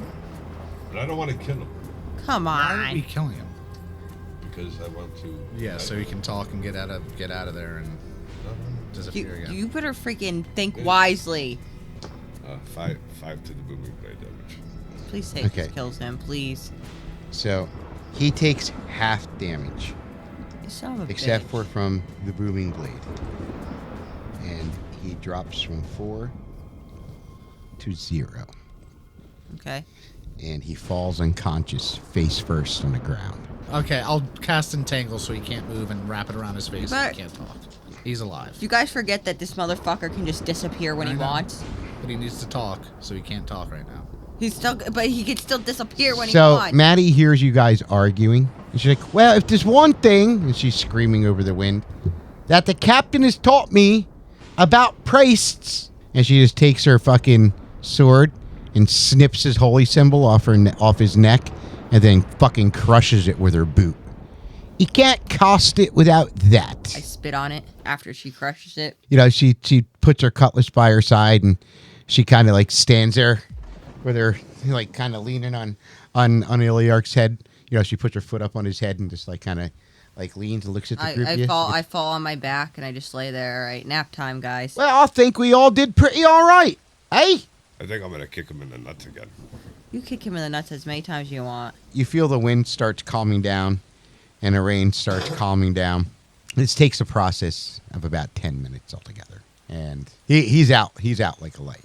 He's out like a light. Everybody starts, you know, kind of like looking around the battlefield and picking up the dead. And you see Burning the rest that are, right? Burning the dead? the sorrow's gone. Okay, never mind. Right. You see Sardon. You can hear him come thundering up, like walking towards you guys. He sees your trophy and he's like, so this is the one they call the Grim. Yes, he needs a lot of torturing. And then death. A brutal death. You see his eyes narrow when he looks at you. We do not perform these tasks here. Those are tasks that lead to the wickedness in one's heart. See, Ulfar's looking out for you guys and your spiritual well-being. So what? So we're just gonna let him live? Are you kidding No, I me? didn't say that. Cecil's not even around you guys. He went off. It is not my prize to choose. All right. I look at him. I say whatever, and I walk off with Ceahcyl because I'm all mad now. Well, you We're not can't gonna expect kill him. lawful beings to let you willingly torture somebody to their knowledge. I'm gonna start tending to the injured. I'll help. I help. You see Dorn has joined you. I help Ceahcyl at this point, and then when we're done, I'm going to take a nap because I'm just mad and beaten down and mad. Did I say mad because I can't kill him? You know, don't you guys think that it would be like a smart idea to like Because- make sure that like try to find out what the hell is going on? We No, have like no. an inside loop into this. You begin to hear the sound of like something crackling. And as you look up, you see the captain is floating down from the sky. You see he's closing the bottle and putting it back into his pouch. Can I go in the bottle? Can you just close me up in the bottle? Then he smiles. No, I'm being serious right now. And you see he walks forward to Nya. And he looks at her and he says, "Such rage, No, this such beauty." is not rage. This is true feelings. And he places his hand on your shoulder and he casts calm on you. You Calm You emotions. look at me and said you couldn't cast sleep. He's not casting sleep. I said, could he cast sleep instead? It would not work on you, my Why? dear. We are immune to it. Well, maybe I want to go to sleep. This idiot should be dead. I just huff. I look at the captain and I say, can I just be dismissed at this point right now? I need to go think. No one is holding you here, dear. All right. Nya, Yes. As much as these words pain me to say, perhaps the lessons you spoke of, your uncle teaching you, you can use in other points in your life. Focus, meditation, and reflection. Are there any guys in death saving throws? There's people you guys can heal. Like there's a whole bunch of druids out there helping heal and Okay. batch people up. You see the ones that are dead, they're Desecrated. consecrating. Yeah. Desecrated. Are you guys bringing him back? No, we're not taking him to the tree. Right. No, if we're gonna do anything, it's gonna be here I can always. or on the ghost. I can. Not. Yeah, that's right. He was I about don't- to say. I don't even know if I want him on the ghost. I don't trust that shit. Yeah. Not unless he's up in the air and we can throw him Well, off. you know what? At this point, Is he a necromancer? Yes. Then if one place where he would be the least effective would be at the Grove of Life. yeah, that's right. Is that the stones? I just don't want him to see it. I don't want him. Like, let me talk. Like, Ceahcyl does not want him anywhere near that place. Like, that's not his place. If we're gonna do anything, I'm gonna build a fire here. We're gonna heal up, wait till he wakes up, and we're gonna talk to him. I'm going to start poking him for answers. Well, his Okay. his mouth is tied up. He's entangled. He's not gonna be able to talk right now. So, Ulfar, tell me why I shouldn't kill this motherfucker right now. I'm not saying that we shouldn't kill him. I'm saying not right now. We need to get info from him. Well, we need to... I hate this bastard. So, should I heal his esophagus and we can Yeah, talk? I think you should. I heal don't know about healing this scumbag. No, just so he can talk. Just I- his throat so he can say something. I do know something. The captain sometimes, when he casts magic, he doesn't even need the finger wigglies and the little things. And if the captain is a cleric and this douchebag is a cleric, oughtn't you sit here and think that they could probably both do something without having the other stuff and they just say something and it happens? So what I think she's trying to say, Ceahcyl, is if you, stick your two fingers up his butthole and you wiggle What? the fingers. That's not what I'm saying. Maddie, you're so dirty. Oh, massages in her wall. I get it. It could be like a finger puppet. Ugh. And you could be like, hello, I'm Illyark. Be like the, Will we be able to get him to the speak more? WWE thumb wrestlers. You stick your finger up the button. Christ. I'll have a question here. What the fuck is wrong with you? That's what I ask myself You all the started it. time. I think he hit you too much. So what you're saying, Maddie, is talk to the captain so he could talk to Illyark and help. Well, I'm assuming that Sardon or- and the captain were coming over here after all Isn't this it- stuff is thing. So if you remember the captain, Sardon had come over and told you that you were not torturing him within the borders of Abolasia, that those practices are frowned upon here. The captain did suggest not bringing him into the World Tree if you planned on interrogating him, No, just in keeping case. him. We No, planned you're on not. keeping him right here. He's not going in there. So But you know what I am going to do? the captain is not too far away, but he's kind of leaving you guys amongst the four of you.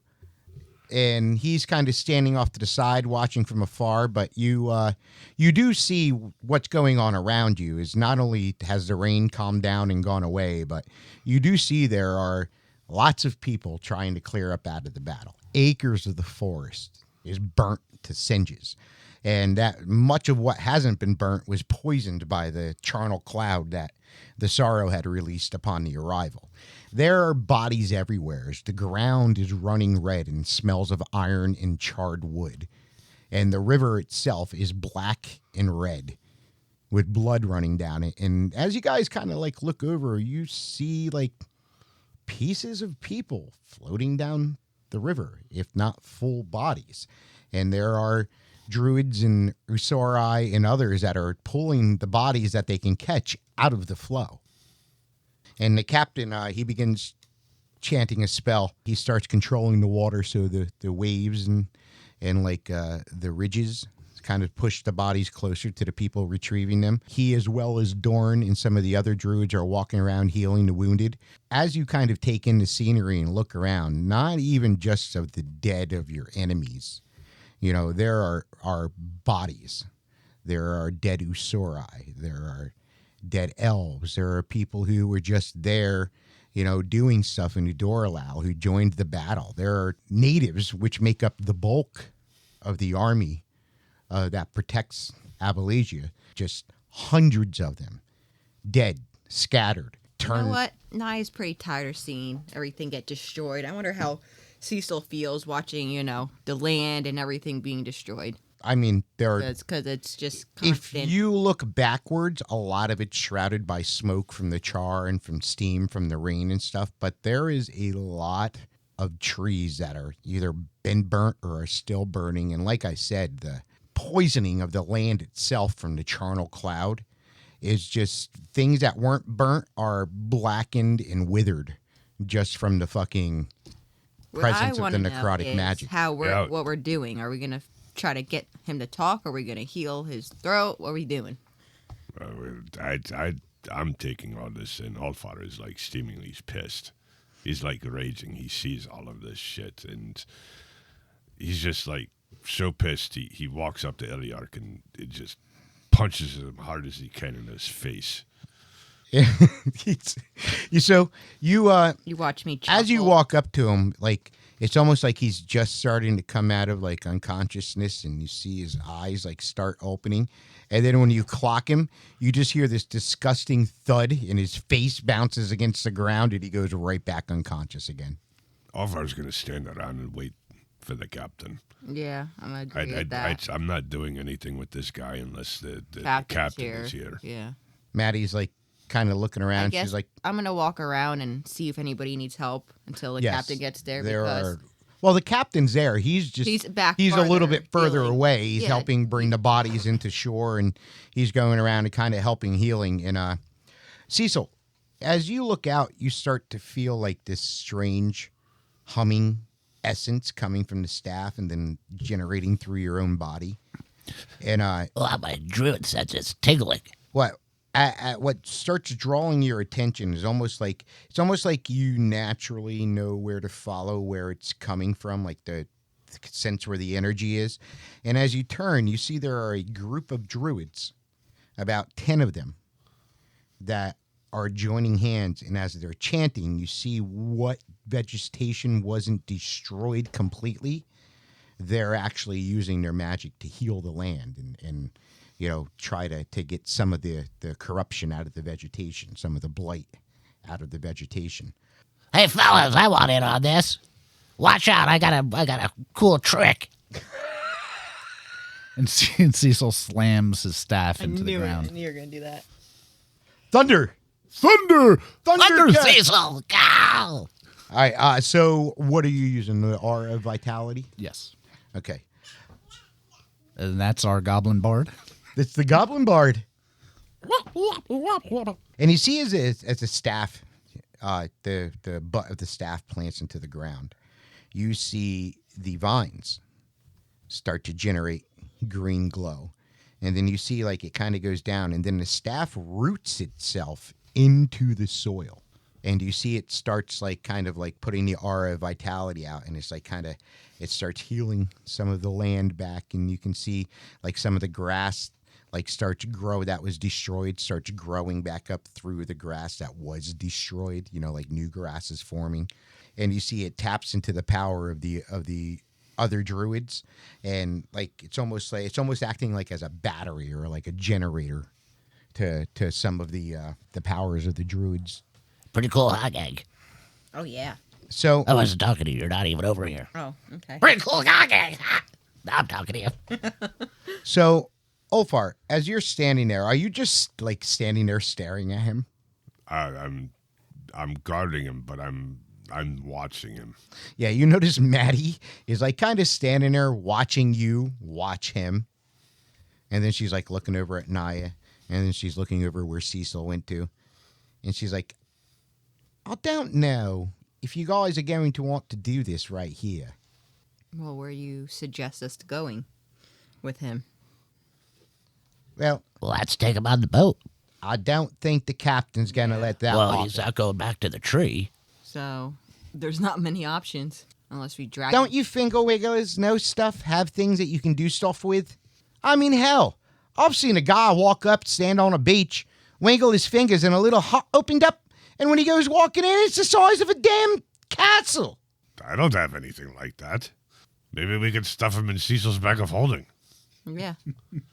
As she's talking and you're saying that, you see the captain starts walking up towards the area. Just the man we need. She is speaking of a spell known as Liam's Hut. And it's not quite the size of a castle. That would be Mordenkainen's mansion.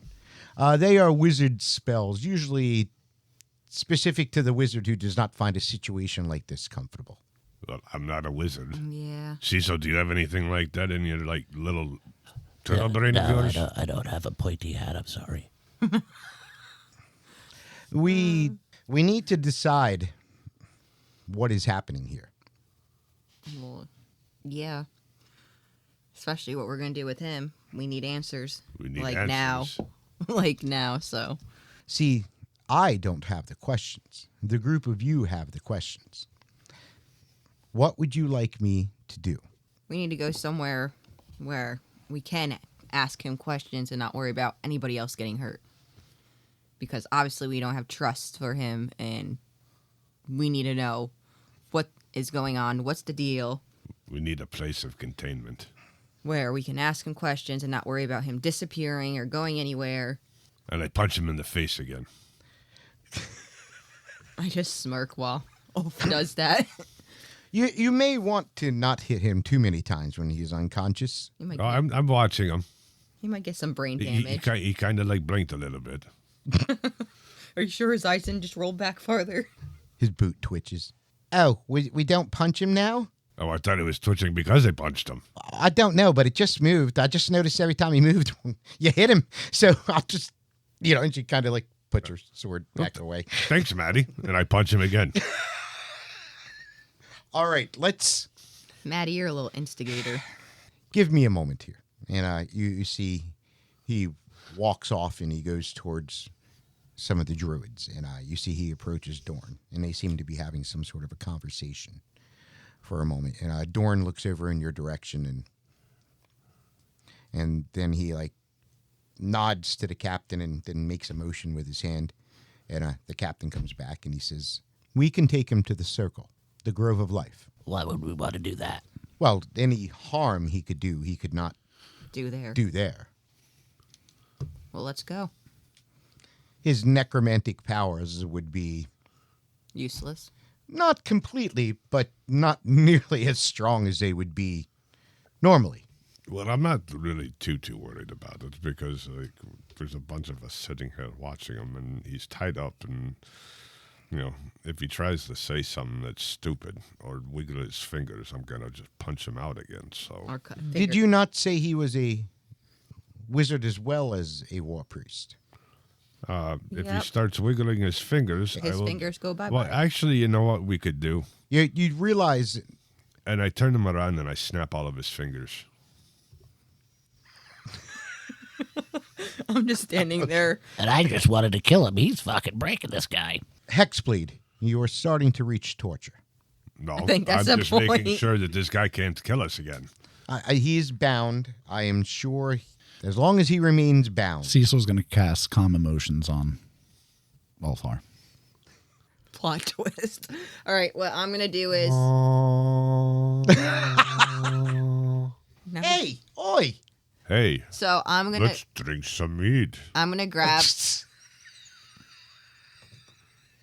While he's meditating and doing Ulfar things, I'm going to grab Illyark and basically say, let's go.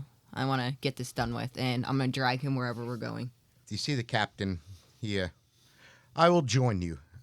I have a feeling my services may be needed. Oh, indeed, they will be. I can't cast that. You can't cast Calm Emotion. No. Oh, so I'm angry again. Oh, maybe I was like calm because you said I was calm. Give me Maddie- some mead. Maddie, Ceahcyl, get some mead. Maddie walks up and hands you her wine skin. It's got meat in it. Or, you If know, you guys don't remember- Wait. Or Ceahcyl could just give him some magic popcorn or some shit again. I give Maddie a super bad hug. I was like, you're a lifesaver. I know. I'm glad I could be here, big guy. I do have boobs, though. And you're crushing them a little bit. And she kind of pats you on the back and hugs you. Then I put it on top of my shoulders, and then we start walking towards the grave. The weather's at least a little bit better up here. And at this point, I'm just so angry. I'm literally dragging Illyark all by myself. He's bumping rocks and smacking. Oh, his head's definitely on the ground. I got him by his feet. And I guess, are we going through like a door or a gate? Well, you guys have got to walk back and then across one of the bridges. So it's a couple miles Well, to walk. while we walk on the bridge, I'm making sure his head's bumping off each side. Just saying. As you're going, the captain's like, this is when you guys get closer and he realizes you're like purposely banging his head off of shit. He's like, how about chanting a spell, and he summons in a group of unseen servants and has them pick up and carry Illyark. He doesn't deserve that. He does not deserve to be maimed either. Look at the size of me. Look at him. His head's going to bobble off things. It's all right. I mean, I could have Ulfar do it and it'd be a lot worse, so. You see the captain gets like a serious look on his face, and he looks at the group of you. And he says, stop here for a moment. And you guys hear the sound of the river flowing under the bridge, and you see they're carrying injured back that they can't heal because they're either running out of spells or the injury requires more than just a little bit of finger wiggling to fix. You see the captain stops, and he looks and he says, the moral of a man's or a woman's character, and he looks at the group of you, is dictated not by the things they do in front of other people, but by the choices you make when no one is looking. Right now, this individual, despite they may deserve whatever it is they're getting, this individual is unconscious, helpless, and completely incapable of defending themselves in any way, and you're going to continue treating... Should we go to the battlefield and grab one of the fallen Usari and drag them across the rocks and smack them into trees and bounce them off of bridges if we were one of the orcs? Should we pick up a man's arm and as he realizes he lost it, smack him across the head with it? You see he says, this is about character, my friends. Yeah, well. Now he is getting reprimanded. Ha ha. No, all of you are. No, I didn't do shit. I didn't do shit. I was looking at my book. I think his fingers He's are broken. freaking breaking fingers over here. She's playing fucking ping pong or fucking pinball with his fucking head. And I'm just kind of trotting along here, fella. I even tried to fucking relive that grove over there, and you're giving me a reprimand. I wanted to kill him. But that's it. Yes, you wanted to shove a dagger through his skull, and Well, Ulfar listen, pulled Captain. you away. That's what he was. Look around. That's Look at what the mess around us and all the people that are Yes, injured. look at the mess around you. And you see the captain actually starts getting a little angry. You see his face is getting red. And you can kind of see some of the electricity dancing around his eyes. Look at the mess around you. The death the three of you brought. The destruction of the forest that was caused by people after you. Hundreds of good souls were lost today, and defensive people they never met and did not even know existed. Respect those souls, even if you do not respect this one. He's a little angry, isn't he? You brought chaos on the holiest place in this world. It is not a joke. It is not a task. This was unwanted. And though it was not directly caused by you, it is because they're after you. Not Dorn, not Sardon, not the World Tree, not the Grove of Life, but after the three nobles from the north. Dignity, my friends. We were only going to attend one funeral when we arrived here. Nevin and Devon's mother, who is passing from natural old age. Instead, we are attending funerals of lives that did not even run their course yet. Some of those trees that were destroyed were older than your entire species. Humility. Now, let's get this done. Maddie just kind of jumps off of Ulfar's shoulders, and she kind of gives you guys this look ooh. And he starts walking forward, and she's like, Captain, wait, Wait, and she like kind of walks ahead with him, and you see the servants, the unseen servants, kind of carry the Illyark's body behind him. Then you see Ceahcyl is kind of standing there, like looking at the group of you guys, like, what do we do? Almost as if it was a planned backdrop. As you're watching the captain walk away and you turn to talk to each other, you see the blood and the soot still running through the flow. Pieces of trees and bodies. Ceahcyl turns around and starts walking back to the river. I don't want to be a part of whatever the hell's going to go on up there. Well, you guys are the ones who got to ask the questions. I'm gonna follow silently as I'm literally fuming because I'm just so mad that like this is where our lives are right now and that people are dying because of us, and at this point I just feel like a fucking failure and that I'm letting people down and I can't do nothing about it when we never asked for this to begin with. So I'm just gonna follow the captain in silence because at this point I don't know what to say. Ceahcyl kind of follows behind you with her head down, but looks back to see if Ulfar is coming. I'm walking. And as you guys arrive at the Grove of Life, the druids standing there, they part the reeds as you enter into the grove itself. And you see the captain has Illyark's body put, well, his unconscious body, not dead body, laid down across one of the altar stones. I'm gonna ask kindly, someone please heal him. I need to talk to him now. Yes. Druids. You see as the druids go to, like, heal him, you suddenly see, like, his body, like, jerks and his eyes open and before they even touch him. And as I'm standing, like, right in front of him, above him. He's kind of, like, he doesn't say anything, obviously, because his mouth is wrapped up and stuff, but he's, like, kind of looking at you. And the captain looks and says, Can you unwrap his mouth, please? after this lesson, what is very important in life is knowing your enemy. If this was any other situation, it could have went bad. Orcs have an innate ability. They are capable of drawing adrenaline and coming back from the very brink of death. That is what makes them deadly in combat. This is what just happened. I will heal his throat. But no, this was not magic that woke him up. This was purely because he is an orc.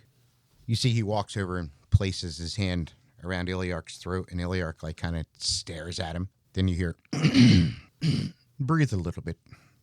The pain will go away, and you will be able to speak when they remove your wrap. And you see the captain steps back away. I'm standing above him, like literally, I'm guessing, is he laying down? Oh, yeah, he's entangled. I'm literally standing above him, and I guess I'll unwrap his mouth. And you're gonna untie his mouth? Yeah. And he like looks at you. You see there's blood coming out of his mouth. You know, he's all fucking bruised and beat up from fucking you guys beating him up and Ulfar cracking him and then you bouncing him off of rocks and shit. You know, he doesn't look. I look at him, I say, why? Just why? You'll believe nothing I say. No, I want to know why. Why all this death? For what reason? Why? Innocent people dying. Why? I didn't kill anybody. Okay, then what did? I never killed anyone. Except for Lord Anguis. Because I knew he was a traitor. But why did you bring your father back? Why all this? Why? Is why I want to know. Why? Would you believe me if I told you the devil made me do it? And who are you preferring to the devil? The wannabe queen? Don't wake him up. If you wake him up, you'll be in danger. I look at him serious and say, Illyark, who? Ulfar is standing back. He is like observing Illyark, and he wants to see his eyes. The Harbinger. Who is that? You don't want to know. Tell me now. You see he like closes his eyes almost as if he's like in pain.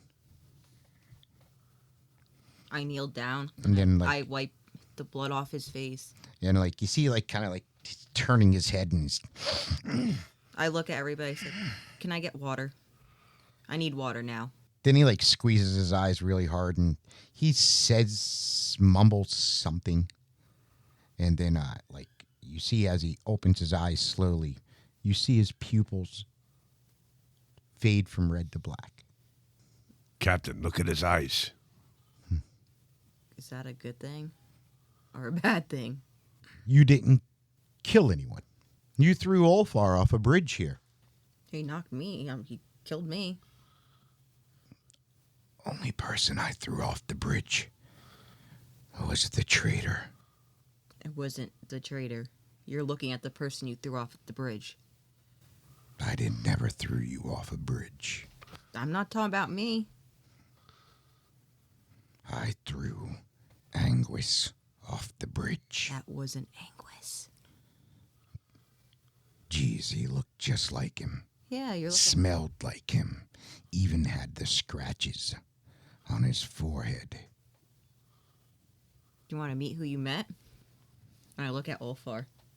That's who you threw off the fucking bridge. I've never seen this person before. Yeah. Ulfar walks up to him and morphs into anguish right in front of his eyes. Joke's on you. And he I can't see through your illusion. Then that means it's not an illusion. What are you? Don't worry what I am. You've got to answer the questions. Just like you guys have never seen certain things, He hasn't either. neither is he. He doesn't know what the fuck that was. Well, yeah, that's why I'm asking him these things and telling him. How deep does it go? What, the corruption? Yes. Do you think I'm just going to say everything? You're going to kill me anyway. Give us a reason not to. Speak, talk, tell us things. You will not have a choice. What do you mean by that? When I say the devil made me do it, I mean the devil made me do it. One of the same devils that made my father what he is. That you brought back. I didn't bring my father The back. devil, whatever, brought back. My father. I'm gonna be real with you, you're making shit make no sense. My father isn't here. Okay, then who did you bring back? The sorrow. Well, yeah. Nya, you're the daughter of the most intelligent woman and most powerful wizard in all of the North. And you don't even know what I'm trying to tell you. What, the queen? The wannabe queen? There's a difference between Ulgradus and the sorrow. They are not the same. And as he does that, Ulfar make an insight check. By the way, Ulfar is back to Ulfar. 22. You start to see the whites of his eyes beginning to pulsate. Red. Just like during the battle. I may be the son of Ulgradus, but I am not the son of the sorrow. He is. And you see he like closes his eyes and squeezes his eyes and like he's like mumbling something. And you can see he's like, you know, where his tusks are just starting to form from his fangs. Like you can see he's like kind of like biting his lip and like burying. He's like kind of struggling and writhing around. The captain's got this look on his face. Like he's trying to see if any of you guys are picking up on it. I've been watching the captain the whole time. I know the captain has his earring, and if there was any lies being told, he would have picked it up. And I've also been watching because when I was fighting, his eyes were red. Right. His eyes aren't red right now. Right. But now they're starting to change again. That's why I said, Captain, look at his eyes. At this moment, Nya is like wishing Ceahcyl was here. Indact. Atticus. The voyeur. Stop your bullshit and tell us what's going on. And I put the lantern right in front of him.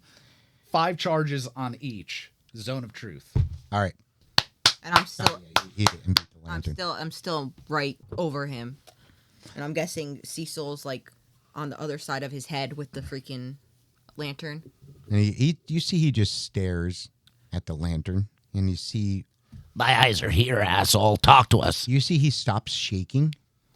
And his eyes go back to white. almost as if the lantern's like Calmed him or something. keeping something at bay. Protection from Good and evil. Yeah. Yep. But it's fiends, undead. Right. Yeah. That's why I'm saying like he stopped shaking, and he almost, for the first time you've ever seen him, and remember, you grew up with him. Looks like a boy again. He almost looks at peace, and he just like kind of closes his eyes and lets the silver light of the lantern just kind of like wash over him, and he just, my father is not the sorrow. I don't even consider Ilgratus my father. I never knew the man, and before what I did know about him, I probably wouldn't have liked the person he was in the first place. Before the sorrow came, my aunt, who I had recently found out is also my mother. Ugh, that's weird. Anyway, go ahead. And what's her name? She is the Queen of Wistir. Ildrea of the Ilgard nation, a crone, hundreds of years old. Disguised as the queen. Is she the vessel of Grooch? She is so much more than that. She is the vessel of Grunch, Is she the reason why? but she is also the favorite of Vladimir, the god of death and undead. Is she the reason why you did all this? Did she get to you? Was she mind controlling? Did something for you to... When I was a boy, and by boy I mean very young, Did she touch her inner wall? all I wanted to do in my life was be like my father. And then he discovered I had a knack for magic and introduced me to your mother. My father is no warrior.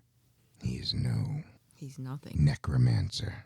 My father is an eldritch knight. My father is Ilvarin, Lord Borgresh. Your father misses you. I've dishonored him. He will want nothing to do with me.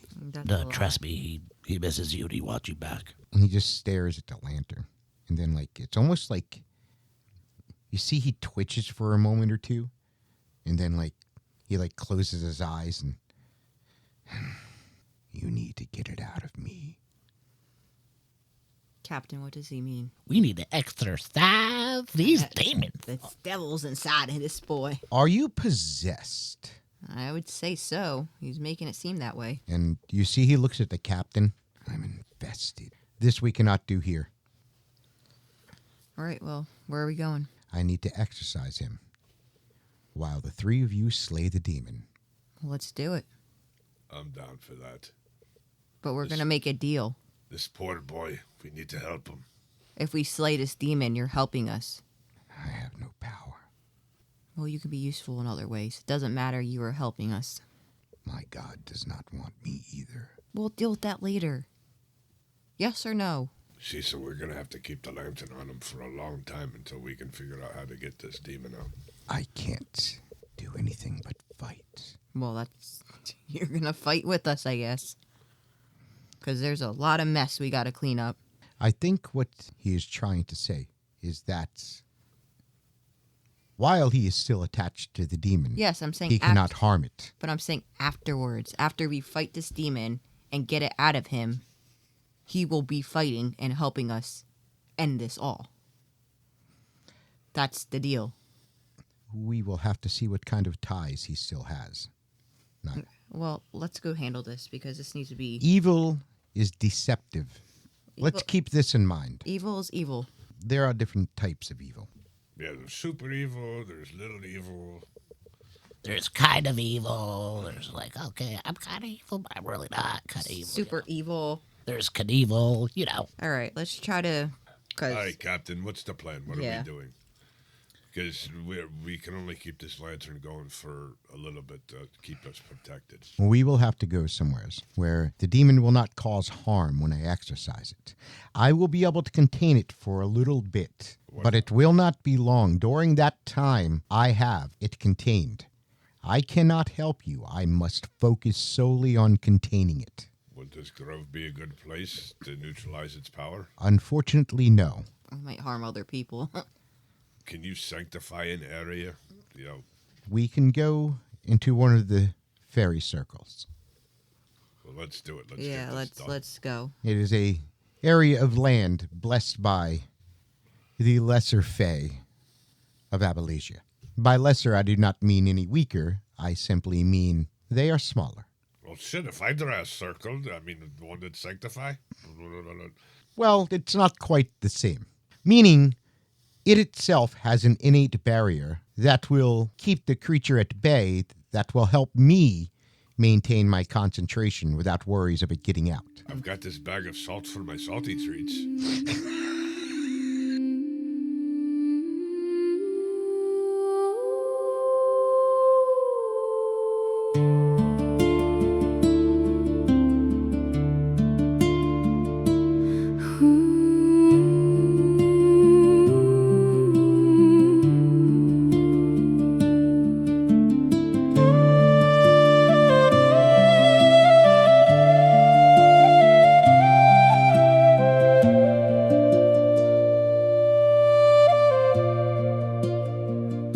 The world tree weeps in the ash and the smoke, where the armies of twilight and shadow woke.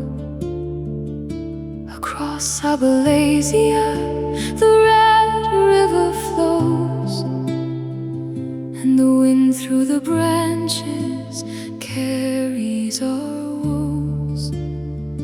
Hundreds of brave souls from Udoralal lie dead, where the horde of the sorrow stained the green grass to red. Oh, the branches are broken, the silence is deep for the noble companions who never can sleep.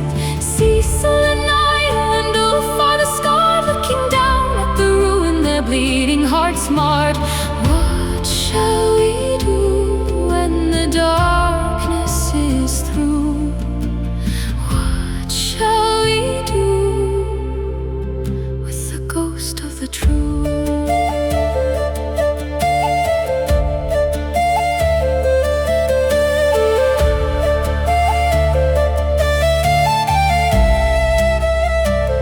In the heart of the carnage, a traitor lies bound.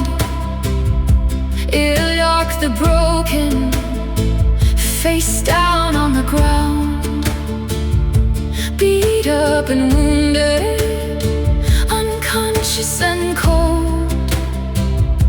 The seller of secrets, the betrayer of old.